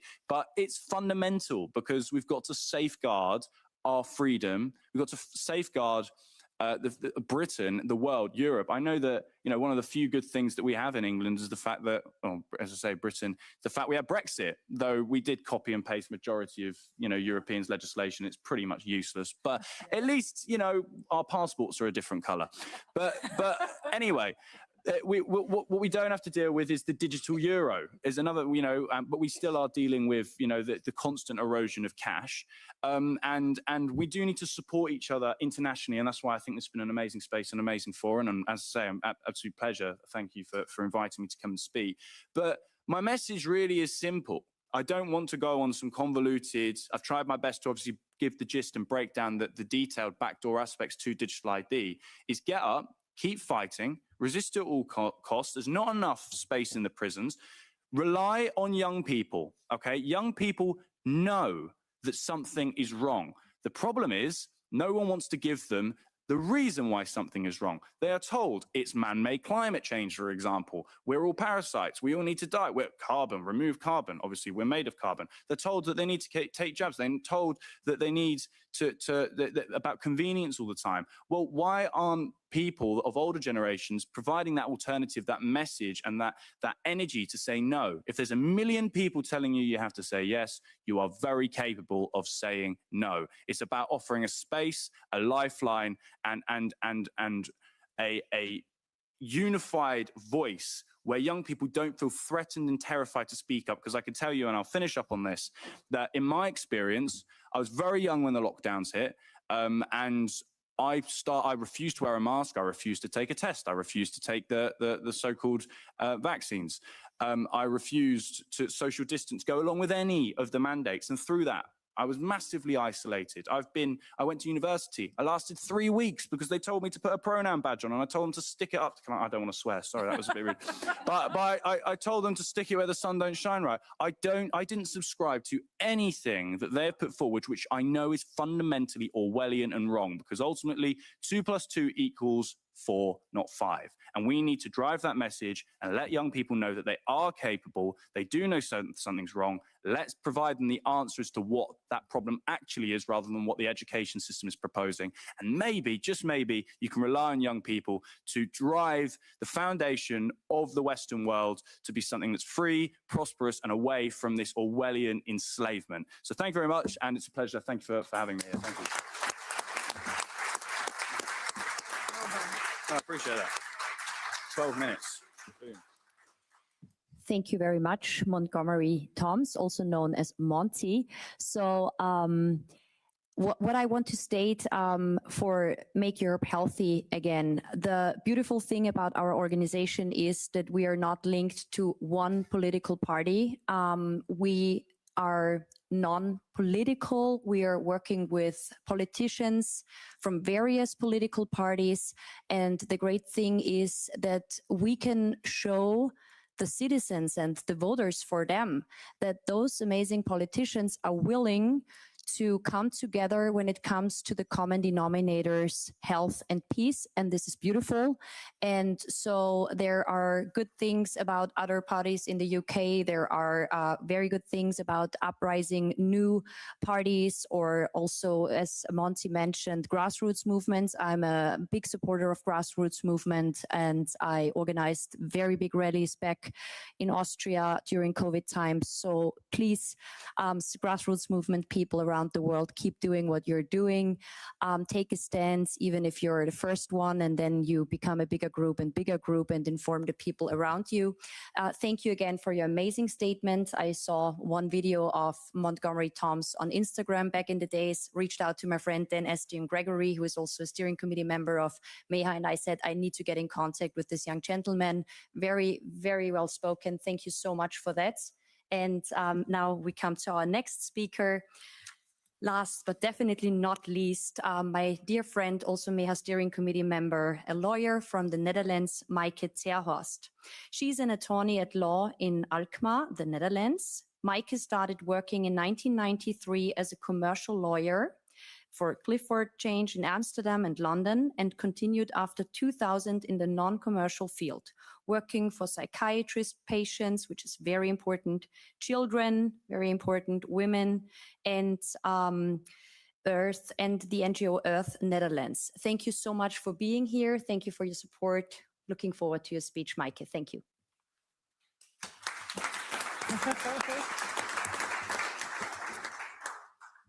Well, thank you, Maria, and thank you, Christine Anderson, for hosting this important event, and I feel very honored to be here. In my presentation on the legal aspects, I will give 3 tips. The first one is the digital ID and its grid are a system. So the digital ID will become a digital twin of you. The European Union does not have the legal power to impose this ID system, because the EU is not a state or a country. The EU can't sit on the chair of the member states. Therefore, member states can refuse to implement the digital ID. And I hope really that this happens. And for EU citizens, my advice is to not keep a digital ID if you have one, just dump it. The second point, the digital ID is not issued by the EU or your governments, but by a cartel of banks and big tech companies. This means that when you download your digital ID, you do this at your own risk. The digital ID exceeds, goes above the legal system and the political system. Each MEP and judge is also subject to the ID. So, Maaike, do you have the clicker for your presentation? Wonderful. Yeah. And the third one is the digital ID is implemented using censorship and propaganda, using the corporate media.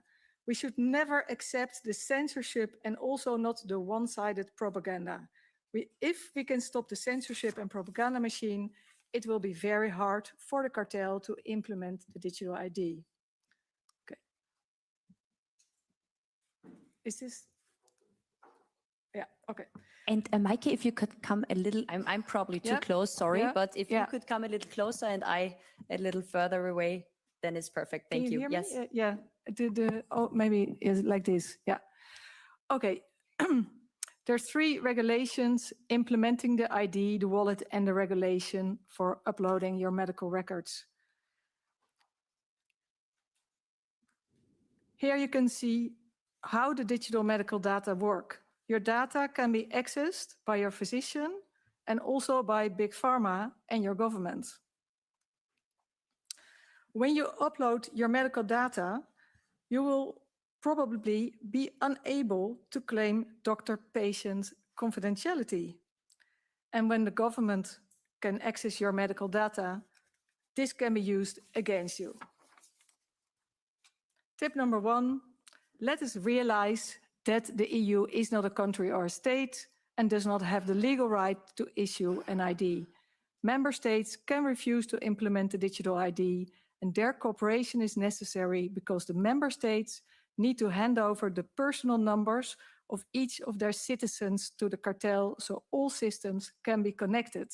So it's not even legal to do this. It's like as a person, you should give consent to transfer your records, and this is not done.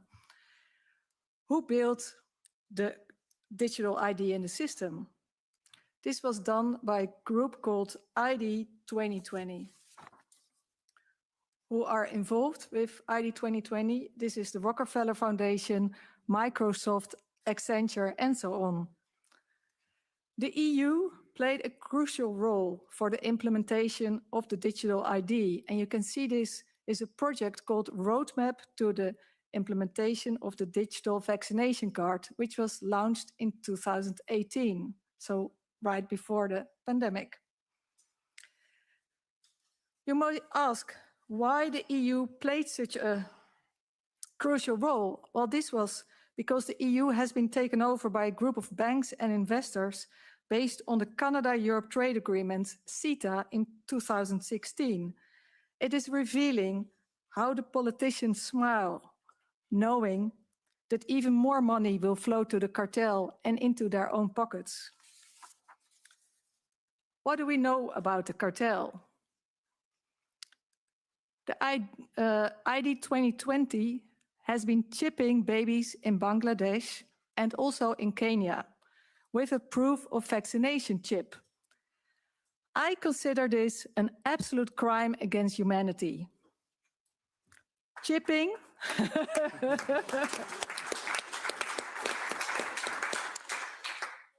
Chipping strips persons of their dignity and their human rights. What happens in Africa today is planned to happen all over the world. The fear is that nobody can stop the cartel at this point because they have become too powerful. Our politicians are working for the cartel as their employees. Here you can see that also the EU has done a study in 2017 on the chipping of workers. I think this is a clear example of EU crossing a red line. Tip number 2, the digital ID is issued by a cartel of banks and big tech, not by your government or EU. The cartel does not respect human dignity. When you download your digital ID and hand over all your most precious details, in my view, you do not have the protection of the law or your political system. As a lawyer, my advice is not to take out or keep a digital ID because it's a trap and you're not protected. The digital ID is marketed using a worldwide media strategy. Okay. Sound. Maybe, Monty, you can take your microphone and start it. Your microphone, Monty, and then yeah, and then turn it over to Maaike. No, the sound of the Oh, sorry. Yeah, sorry. Can you put? Yeah, this and then. They're seeing how many people in that household and they're vaccinating everyone who's eligible in that home while they knock on that door. We blijven vaccineren. Dat noemen we wijk voor wijk, deur voor deur, arm voor arm. To get more Americans vaccinated. One, targeted community by community, door to door. Rapidly vaccinate those eager to get their first shot and their second shot for that matter if they need a second. Now we need to go to community by community, neighborhood by neighborhood. And oftentimes door to door, literally knocking on doors. Minister L. Murugan has inaugurated and inspected door-to-door vaccination drive in Chennai. In Wilcannia, for example, our AusMat team has been going door to door and having those conversations directly with people and offering the vaccine. We're going to be going suburb to suburb, street to street, door to door, knocking on these and actively looking for people who are in the wrong house and finding them on the spot. Yeah, look, absolutely. And what was so incredible was these teams are not just knocking on doors anymore. They're actually carrying esties and vaccinating at the door. They're seeing how many people in that household and they're vaccinating everyone who's eligible in that home while they knock on that door. I still find it shocking that in Australia and Canada, during the pandemic, people have been vaccinated against their will. I was told that it were Aboriginals in Australia and Indians in Canada. They were hunted down like animals. And this shows what the cartel is capable of doing. The cartel and the EU censor us working together. During the pandemic, we had the Trusted News Initiative working with the European Broadcasting Union. We had the roadmap to the digital vaccination card that we just discussed. And in the Netherlands, we had the think tank Disinformation. The think tank, we learned about it afterwards. In the Netherlands, representatives of all government bodies work together secretly with Google and Facebook to censor any information opposing the narrative. So this means like we were not told that COVID-19 could be treated with medicine like ivermectin and hydroxychloroquine. And we're also not told that there were many side effects to the vaccine and even deaths. Also, and this was through a client of mine, in the Netherlands, we found out that parts of the government, the corporate media, and even the Dutch courts were part of a censorship network working behind the Twitter handle @thematicEU. And this is an EU program. Very shocking that the courts are part of it. And this, maybe there's no surprise because most court cases were lost during COVID-19. Tomorrow, we'll have a court case in the Netherlands, in The Hague, against the Dutch courts, because independent journalists are no longer allowed to film court cases unless they have a press card with income and job requirements. This press card requirement supports corporate journalism and stops the work of new independent media journalists. If this case is not successful, we have lost our right to independent court reporting.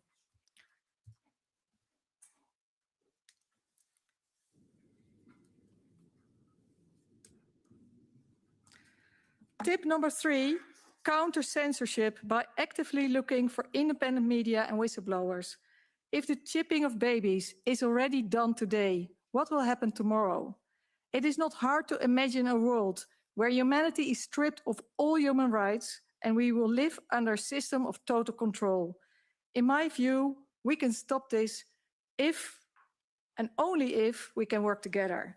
We need to support our brave friends who spoke out before and paid a very high price for this. My dear German colleague, Dr. Rainer Füllmich, is already more than 2.5 years in prison. My Dutch dear colleague Arno van Kessel is out of prison, awaiting his trial with an electronic anklet. In my opinion, both Rainer and Arno are punished for searching for the truth. A truth that is very inconvenient.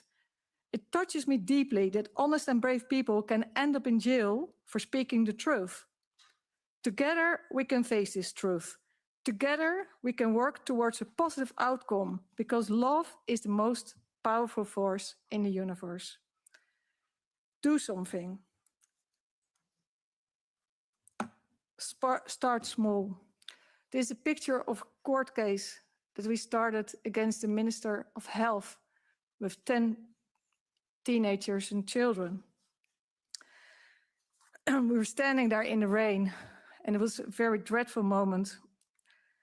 It's very easy and appealing to remain a spectator. We need to act because our most precious values are on the line. Please make your voice be heard so we can become a large group of well-informed people that can protect together our rights and freedoms. Thank you, Christine.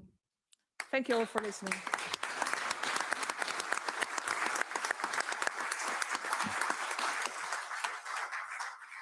So we have a couple of minutes left, and we also have in the room with us Professor Dr. Christian Perron from France, and the interpreters are still here. So Christian, if you want to speak in French for 3 minutes, it's possible to speak en français or English, whatever you prefer. Thank you so much. OK. Merci beaucoup, Maria. Merci à tous. Thank you very much, Maria. Thank you all. I know the interpreters will have to leave soon, and then if necessary, I will continue in English. So just a couple of minutes to summarize what's happening in France. Now, internet censoring is something which is a recurring problem. Certain alternative media have been prohibited in France regarding the war in Ukraine, but other issues. There are threats against Twitter, formerly X, formerly Twitter. So there have been threats against Elon Musk. So the government is working on setting up identity controls for connecting to social media. It's become recent. It's taken place recently, but now it's becoming compulsory. The pretext was children logging onto pornographic sites, and they thought that there should be parental control, or that kids cannot access such sites. But now even an adult is going to have to put in their identity. And we're really trending towards a system where the entire population is being monitored, even on sites that are not pornographic in nature. And I mean, I agree with pornography and children that's not right, but all of this monitoring is strange. And there are a lot of repeated data leaks in France. There are IT pirates that have got the bank account information, tax information, personal information on public-private sites from millions of French people, sensitive medical data as well. According to official figures, 11 to 15 million French citizens have had their medical secrecy violated. And according to official data from the National Convention on IT and Freedom, France is one of the hardest hit countries in the European Union with respect to this problem. 6,999 violations of IT data have taken place. So the government is requiring more and more personal data, but at the same time, it does not ensure the security of that data. For example, I experienced this at the hospital because now every patient's data is digitalized. And there was a sad event where a well-known professor of medicine in a large university hospital in France. He was hospitalized for a serious illness. And when he was recovering in his hospital room, he was able to go online and see who accessed his medical file. Well, it was the former dean of the Faculty of Medicine. And half of the students, the medical students, had actually gone on and consulted his medical file. So there really was no security, even with respect to insurance companies. In France, violation of medical secrecy has become universal. Our government has provided the medical data of the French citizens to Microsoft Azure in the United States. And France is actually paying Microsoft to manage the data. I thought that Microsoft was buying the data of French people, but it's the other way around. We're actually doing the paying. So this data was transferred without consents. Medical secrecy was violated. This is a problem with respect to insurance companies. So it is a violation of medical secrecy. And the government is trying to make progress towards having a centralized single IT identifier. And that is manna for IT pirates because it's even easier for them to obtain our data. Officially, this personal data is all very well. It simplifies administrative procedures, but in future, we're going to end up like China with social control, where you have where you grade citizens, good citizens, bad citizens, limit their access to bank accounts and restricting access to services. And in France, the data is not transparent. There is data in ministries about COVID mortality rates based on who was vaccinated against COVID. They have all of the figures. Other experts have asked for this and they refused. They said, we don't have this data. But recently, in December 2025, there was a group of government experts who published in the Journal of the American Medical Association. They published an article that said that in France, vaccination was wonderful. It saved many lives. But we have evidence with medical experts who examined this article. They said this is entirely false. They have databases. They don't want to make them public. And then they turn around and publish in major journals. So I have some friends who are experts and we work together to try to shed light on this, but they push back. And the fact that all of this is digitalized leads to exclusion, marginalization, and discrimination against people who don't have smartphones or internet or IT skills. And in my region, the elderly are lost because they can't communicate with their banks because the banks have closed down the bank agencies. So their fundamental rights are being violated, and there's no transparency, no recourse by who's controlling the algorithms, where does the data go, where does your connection history go. In France, there is the National Committee for IT and Freedom, which initially was a great idea. It was supposed to have been independent, but it doesn't dare to go push back against the government. And in its statutes, it doesn't have the right to criticize the government. It can criticize the private sector according to its statutes. But when the government does something illicit, they can perhaps point it out, but that's all they can do. Now, as I said before, and in France, we had gone to the Constitutional Court before the elections about electronic voting machines. They were not legally managed, but the Constitutional Council validated the election. So now there's actually a risk to democracy because electronic votes can lead to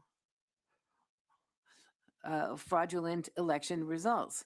So there's also a moratorium on the deployment of the digital portfolio without any strict guarantees that is necessary. Thank you very much.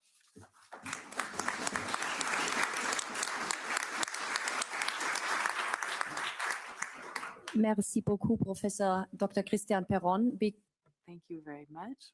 To speak. I just heard from the head of the interpreters that they are still here with us in the room till 7:30. So I missed out on the chance to introduce you, Professor Dr. Perron. He's a retired professor of infectious diseases from the University of Versailles, Paris-Saclay. He had high responsibilities within head of medical department in the University Hospital, Institut Pasteur Paris, College of the French Professors of Infectious and Tropical Diseases, National Immunization Technical Advisory Group, French Drug Agency, Superior Council for Public Hygiene in France, High Council for Public Health, INSERM, French National Institute for Health and Medical Research, National Council of Universities, and the European Technical Advisory Group of Experts on Immunization and the WHO. Again, merci beaucoup. And I also am happy to be able to announce that Professor Perron is supporting the MIHA Executive Board as Chief Medical and Scientific Director.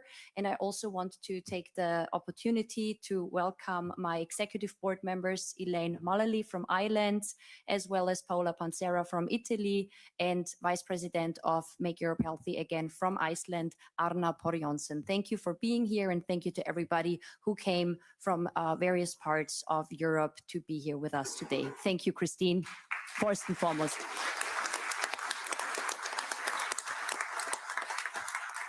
Yeah, thank you so much, speakers on the panel. Before we go to Q&A, I would very much like to give the senator from the Irish Parliament an opportunity to say a few words. If you could please stick to your speaking time, like 5 minutes, if that's okay.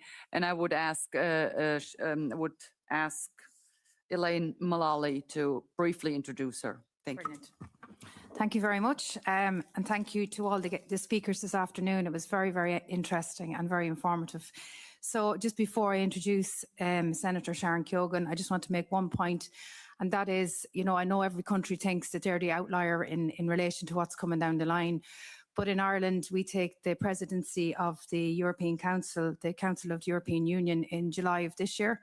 And already we have our Taoiseach, Simon Harris, who has said that Ireland is preparing to champion... Could you slow down a little bit? Oh, okay. Ireland is preparing to champion identity rules and strong protections against online abuse and disinformation. So we're already getting ready to stop free speech, to stop any dissent, to block anybody that wants to challenge the government in particular. And like most other countries, our media is bought by the government. So the only opportunity that we have at the moment of getting free speech out is through social media, and they're obviously going to try and target that. So I'm not taking up any more time. time. There are 13 countries represented here this afternoon, and I would like to take the opportunity to thank each and every one of you for making the journey.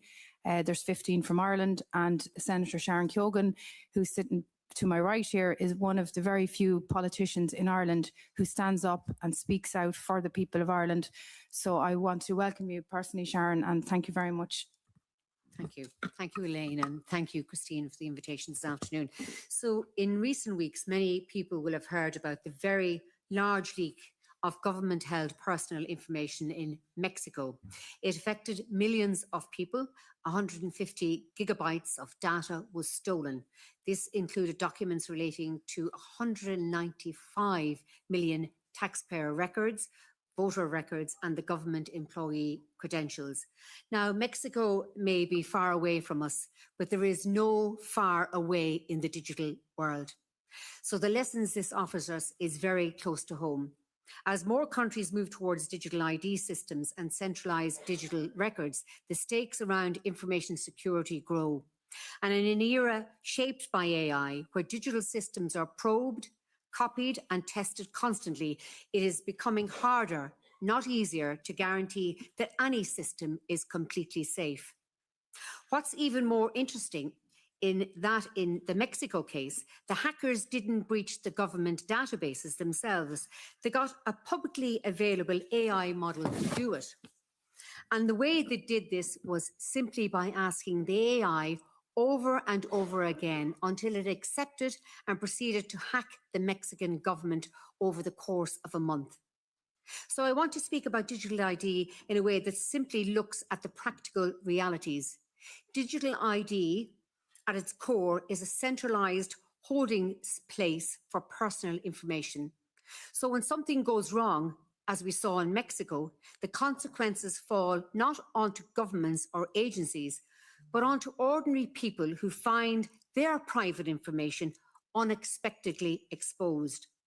My concern is not necessarily with digital tools themselves, but with this growing assumption held by bureaucrats and politicians that every aspect of our personal identity should be stored in a single online system, accessible across platforms and agencies.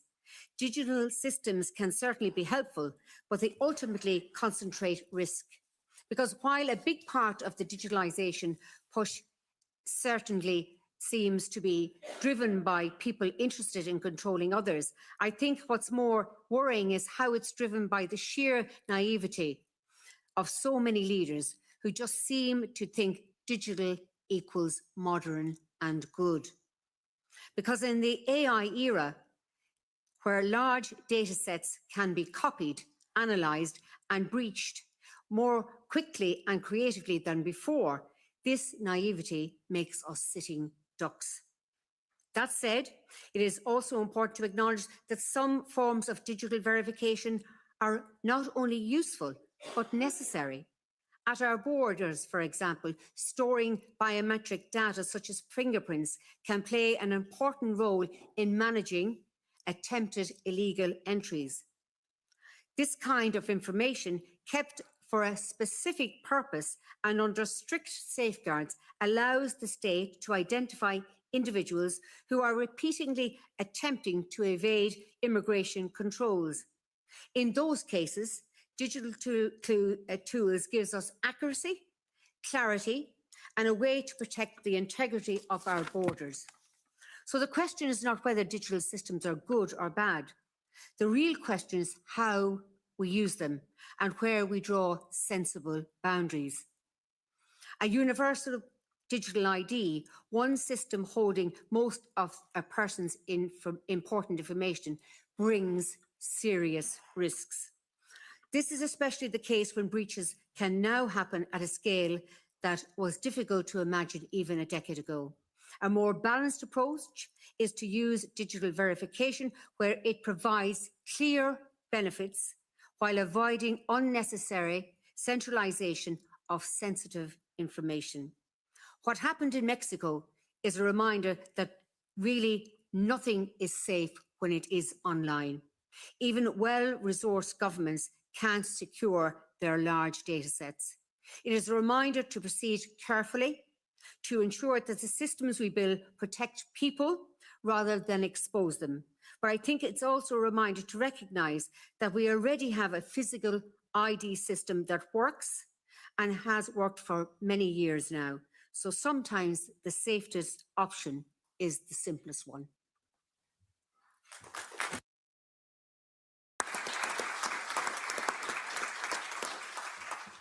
Thank you, Senator. And now I would like to give the floor to Andrew Bridgen, and I'm already curious what you have to tell us. Go ahead. 5 minutes, please. Thank you, Christine. Ladies and gentlemen, the last time I addressed you from this room, we came together, was when we joined together to raise the fears of the existential threat to our freedom and liberty posed by the World Health Organization, the Pandemic Treaty, and the amendments to the International Health Regulation. We find ourselves once again coming together with a new existential threat being pushed by our governments, and this time it's digital ID. Christine, freedom is under such threat in the UK that as of Friday, a friend and colleague of mine who happens to have a double doctorate from Cambridge University was ruled in a court of law that she will go to prison if she speaks to me directly or indirectly, and she has been charged with no crime. That is the state of justice in the UK at the moment. And the UK government has announced, initially it announced mandatory digital ID through something called the Brit card, which sounds very patriotic until you realise that Brit actually stands for biometric registration, identification and tracking, which they didn't tell the British people. Our government has now announced, in the face of a public backlash, 2/3 of the UK population have reservations about digital ID and don't really want it. They basically said it's no longer mandatory, but you'll have to have it to be able to function in our society moving forward. Our global masters, the self-proclaimed elites, yes, those people who perpetrate horrendous crimes against children, have decided for us that the social model moving forward will be the Chinese social credit scoring system. They cannot sell that to us through the ballot box democratically, so they have to bring it in by subterfuge, and that is exactly what's happening now. Digital ID is a trap, and it's always better to avoid a trap than to try and get out of it once we're in it. If we agree to digital ID, we'll be giving control of almost every aspect of our lives to our governments. We'll not only be giving every aspect of our lives to our governments, but we'll be giving every aspect of our children's lives, our grandchildren's lives, and indeed generations of our nations yet unborn. Because this digital ID is a one-way street. No government's ever going to give that power up. And to give this much power to any government, you'd have to trust them implicitly. I would ask you, how much do you all trust your governments, particularly in the wake of the pandemic response and the way they treated us? Currently in the UK, we have a government which has the lowest approval ratings ever in history. Apparently, it's down to 11% of the population trusts the government currently, and quite honestly, given their actions, I'm surprised it's that high. We are always told that the digital ID will make us more secure, safer, and it'll be convenient. History shows us repeatedly that those who are willing to give up freedom for security end up with neither freedom nor security, and the only convenience will be in our government's ability to control every aspect of our lives. When I was in the UK Parliament, I initially suggested, when they talked about digital ID, that we should have a pilot scheme, and it should involve the elected members and the members of the House of Lords, maybe for a couple of years, and we should give the public full access to everything we say, everywhere we go, everything we do, everything we spend our money on. And then perhaps after that pilot, we could have a debate on whether we felt it was intrusive or not. As you can imagine, I didn't get much support across the House for my proposal. So people will say to you with regard to digital ID, well, but if you've got nothing to hide, you've got nothing to worry about. That is as ludicrous as saying, I don't need freedom of speech because I've got nothing to say. Ladies and gentlemen, for the sake of humanity, say no to digital ID. For the sake of future generations, those future generations who will never know the freedoms that we gave away for them, and it will not happen in my name. Thank you very much for listening to me.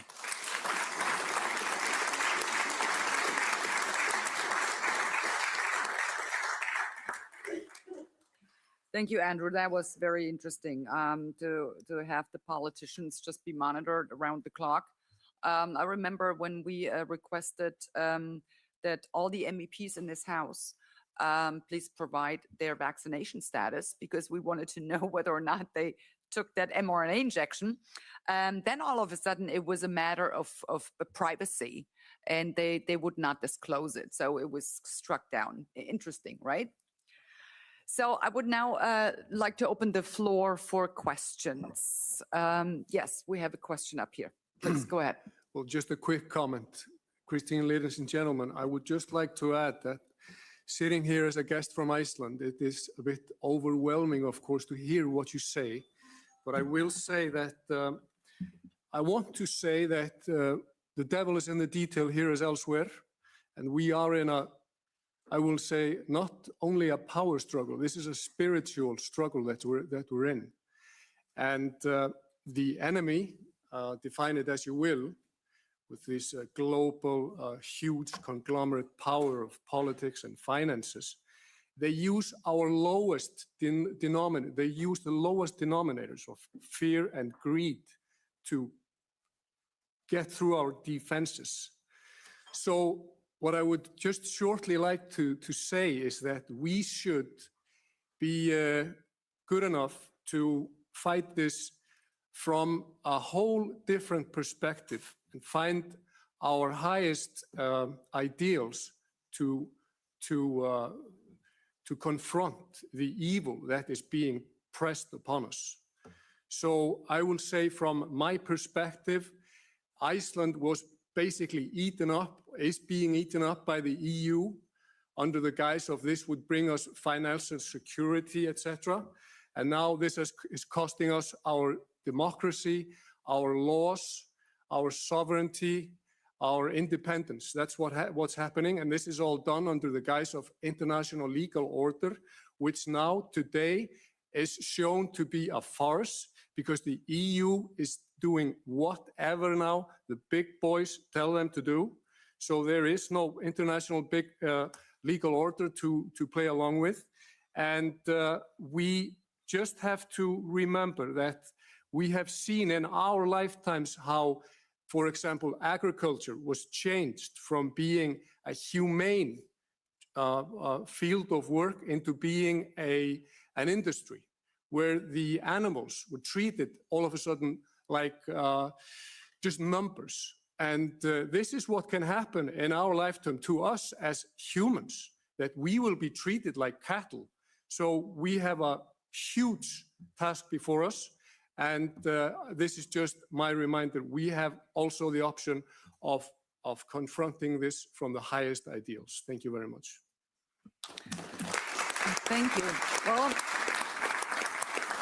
and if I may add, there is a huge spiritual awakening going on in the world, and we are going to win this. Yes. You know, I have to admit, if I was Iceland and I was looking at the prospect of being swallowed up by EU, I would seriously consider giving Donald Trump a call and asking him if we would not make it a, you know, the 51st state or whatever. Seriously, just a thought. So, yeah, any more questions? Go ahead. Don't be shy. Please go ahead. Please use the mic. Yes, the button in the center. Yeah. Do you hear me? Yeah. Is there not a little bit light at the end of the tunnel if you look at Nigeria, where they tried it as well, but it failed completely? Or do you see that failing is actually an instruction to make it better? Just for clarification, what did they try there? The CBDC. Digital ID? Yeah. Yeah, there is light at the end of the tunnel. And we're already seeing that because people are waking up. They're becoming actually alert. And that's the beauty of the whole pandemic they unleashed on us. They completely overplayed their hand. And so many people woke up to what is actually going on. And that was their biggest mistake they made, actually. And I mean, the people took to the streets and protested, and they never, ever counted on anything like that. They were totally dumbfounded when that happened. And of course, they're trying to learn from it now. But yeah, the more vocal we are, and conferences like this, and there were some suggestions and tips. Speak to your neighbors. Might be want to be a little more subtle. When you're shopping at the supermarket, you stand in line to pay or whatever. Just start a conversation, but don't overwhelm the people with and you have to know this and you have to know that. Don't do that. Just ask a question. Isn't it nice that we actually can still pay with cash, and see how they react? And it will start, conversation. So you haven't given away what your stance is, and you will see what they come back with. But yeah, there is absolutely light at the end of the tunnel, and people are waking up, and that's the good news. Yeah. So other questions? Yes, please, go ahead. My question is to Dr. Hübner-Mogg. And I would like to know what actions MIHA is taking for the digital ID to counter the agenda. Thank you. Thank you. We have a lot of plans already made. We do have our groups meeting in the next week on Tuesday to then refine actions that the countries who want to do what we suggest, and we heard some of our team members speaking here today, that they implement that in form of grassroots movement activities, etc.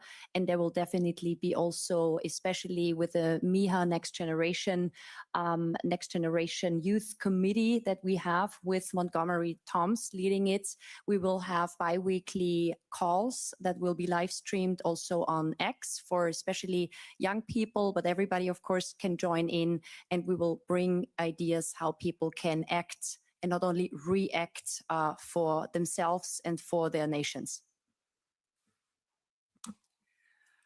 So if I can also ask you, sorry, Mrs. Anderson, I only the same can question. take one more question, so I would like to give someone else the chance. There you go.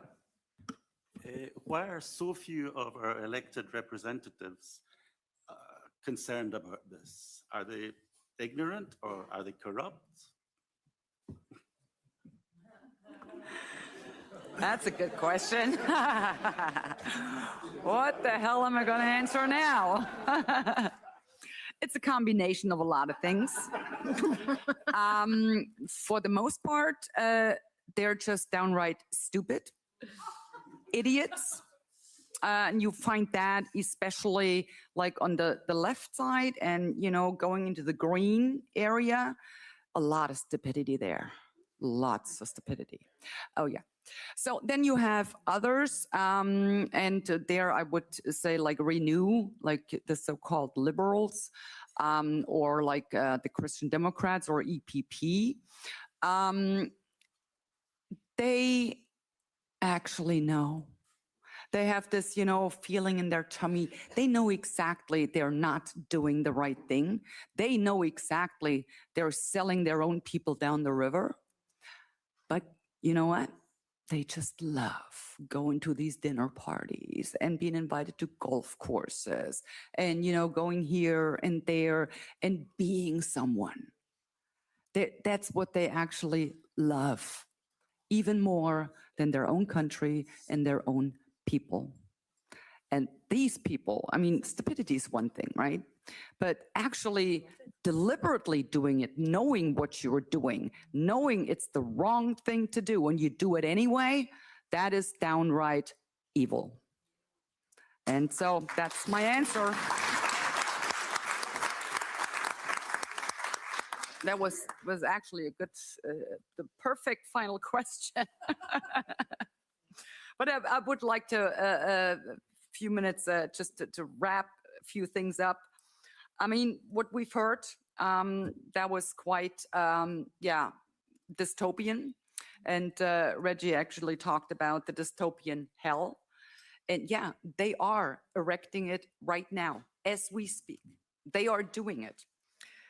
And the problem is, once they have transformed our societies into this dystopian hellhole, in this horrific totalitarian regime, and given the technological means, we've also heard about the means they have, given the technological means they have at their disposal nowadays,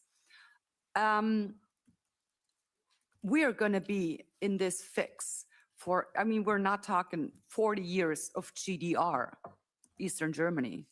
We will not be, or we're not talking about 70 years of Soviet communism. If that happens, if we wake up in a fully blown totalitarian regime, it will be a very, very long time if, and that's a big if we will ever be able to get out of that again. So that's actually what we're talking about. And the people need to understand what is actually at stake here. Because once it's done, it is done. So that's why we really have to fight this tooth and nail. And I would love to quote a very good friend of mine, Vera Sharaf. She is actually a Holocaust survivor. And she said, future totalitarian regimes, they no longer need concentration camps and barbed wired camps or armed police keeping you in check. They don't need that anymore. All they need is digital ID to control you. And with the 50-minute ghettos, don't call them 50-minute cities, please. They won't be cities. They will be ghettos. That's what is coming. And they will control you. They will make sure you stay in your sector. And you have to buy your way out if you want to get out. Like with some carbon dioxide certificates, whatever the heck they dream up and whatever the heck they ask that you can leave that sector. Another important thing I wanted to touch on, Andrew, you mentioned, the notion if you have nothing to hide, so what are you afraid of? It is totally ridiculous because the point is this, whether or not you have something to hide, it's not up to you. It's not up to you. I mean, what people think about is, well, I don't plan on robbing a bank and, I don't plan on killing. So, yeah, they think, well, I have nothing to hide since I don't plan on robbing a bank or, breaking any law. But the point is, they changed the freaking laws. They changed the rules on you. You consider yourself to be an upright, totally honest citizen. And bam, they changed the rules on you. You want an example? Guess what? In the United States, up until April 30th of 1933, you had nothing to hide if you owned gold. You had absolutely nothing to hide. And boom, the next day, it was illegal to privately own gold. So if you owned gold from one day to the next, guess what? You had something to hide. And you would have never guessed it. So stick that line. If you have nothing to hide, what is your problem? Stick it. Seriously. And then I wanted to touch on what Montgomery said. You said, I think, you have the capacity to say no. Well, not only do you have the capacity to say no, you have the duty to say no. Because, ladies and gentlemen, always remember, silence and compliance enable tyrants. And once you tell them no, not only will you let them know that you won't play their stupid little game, you will also take the power away from them. They are relying on that you are complying. That's what they want from you. And I get it. A lot of people, they comply because they're afraid of what their government might do to them if they didn't comply. The truth is, they should be way more afraid of what your government will do to you if you do comply. Don't comply. Have the courage and the guts and the sense of duty to say no. Take the power away from them, and then they have nothing. They have absolutely nothing. And if a lot of people start saying no, what are they going to do? What are they going to do? I tell you what they will do. Nothing, absolutely nothing. They will gradually roll back this whole shenanigans and will pretend, well, we've always been saying that. That was stupid stuff. That's what will happen. We're seeing it all the time. So this is pretty much me wrapping this up. Go out there, spread the message of what is coming, and always remember, when the government wants something from you and you don't want to do it, simply say no. Thank you very much.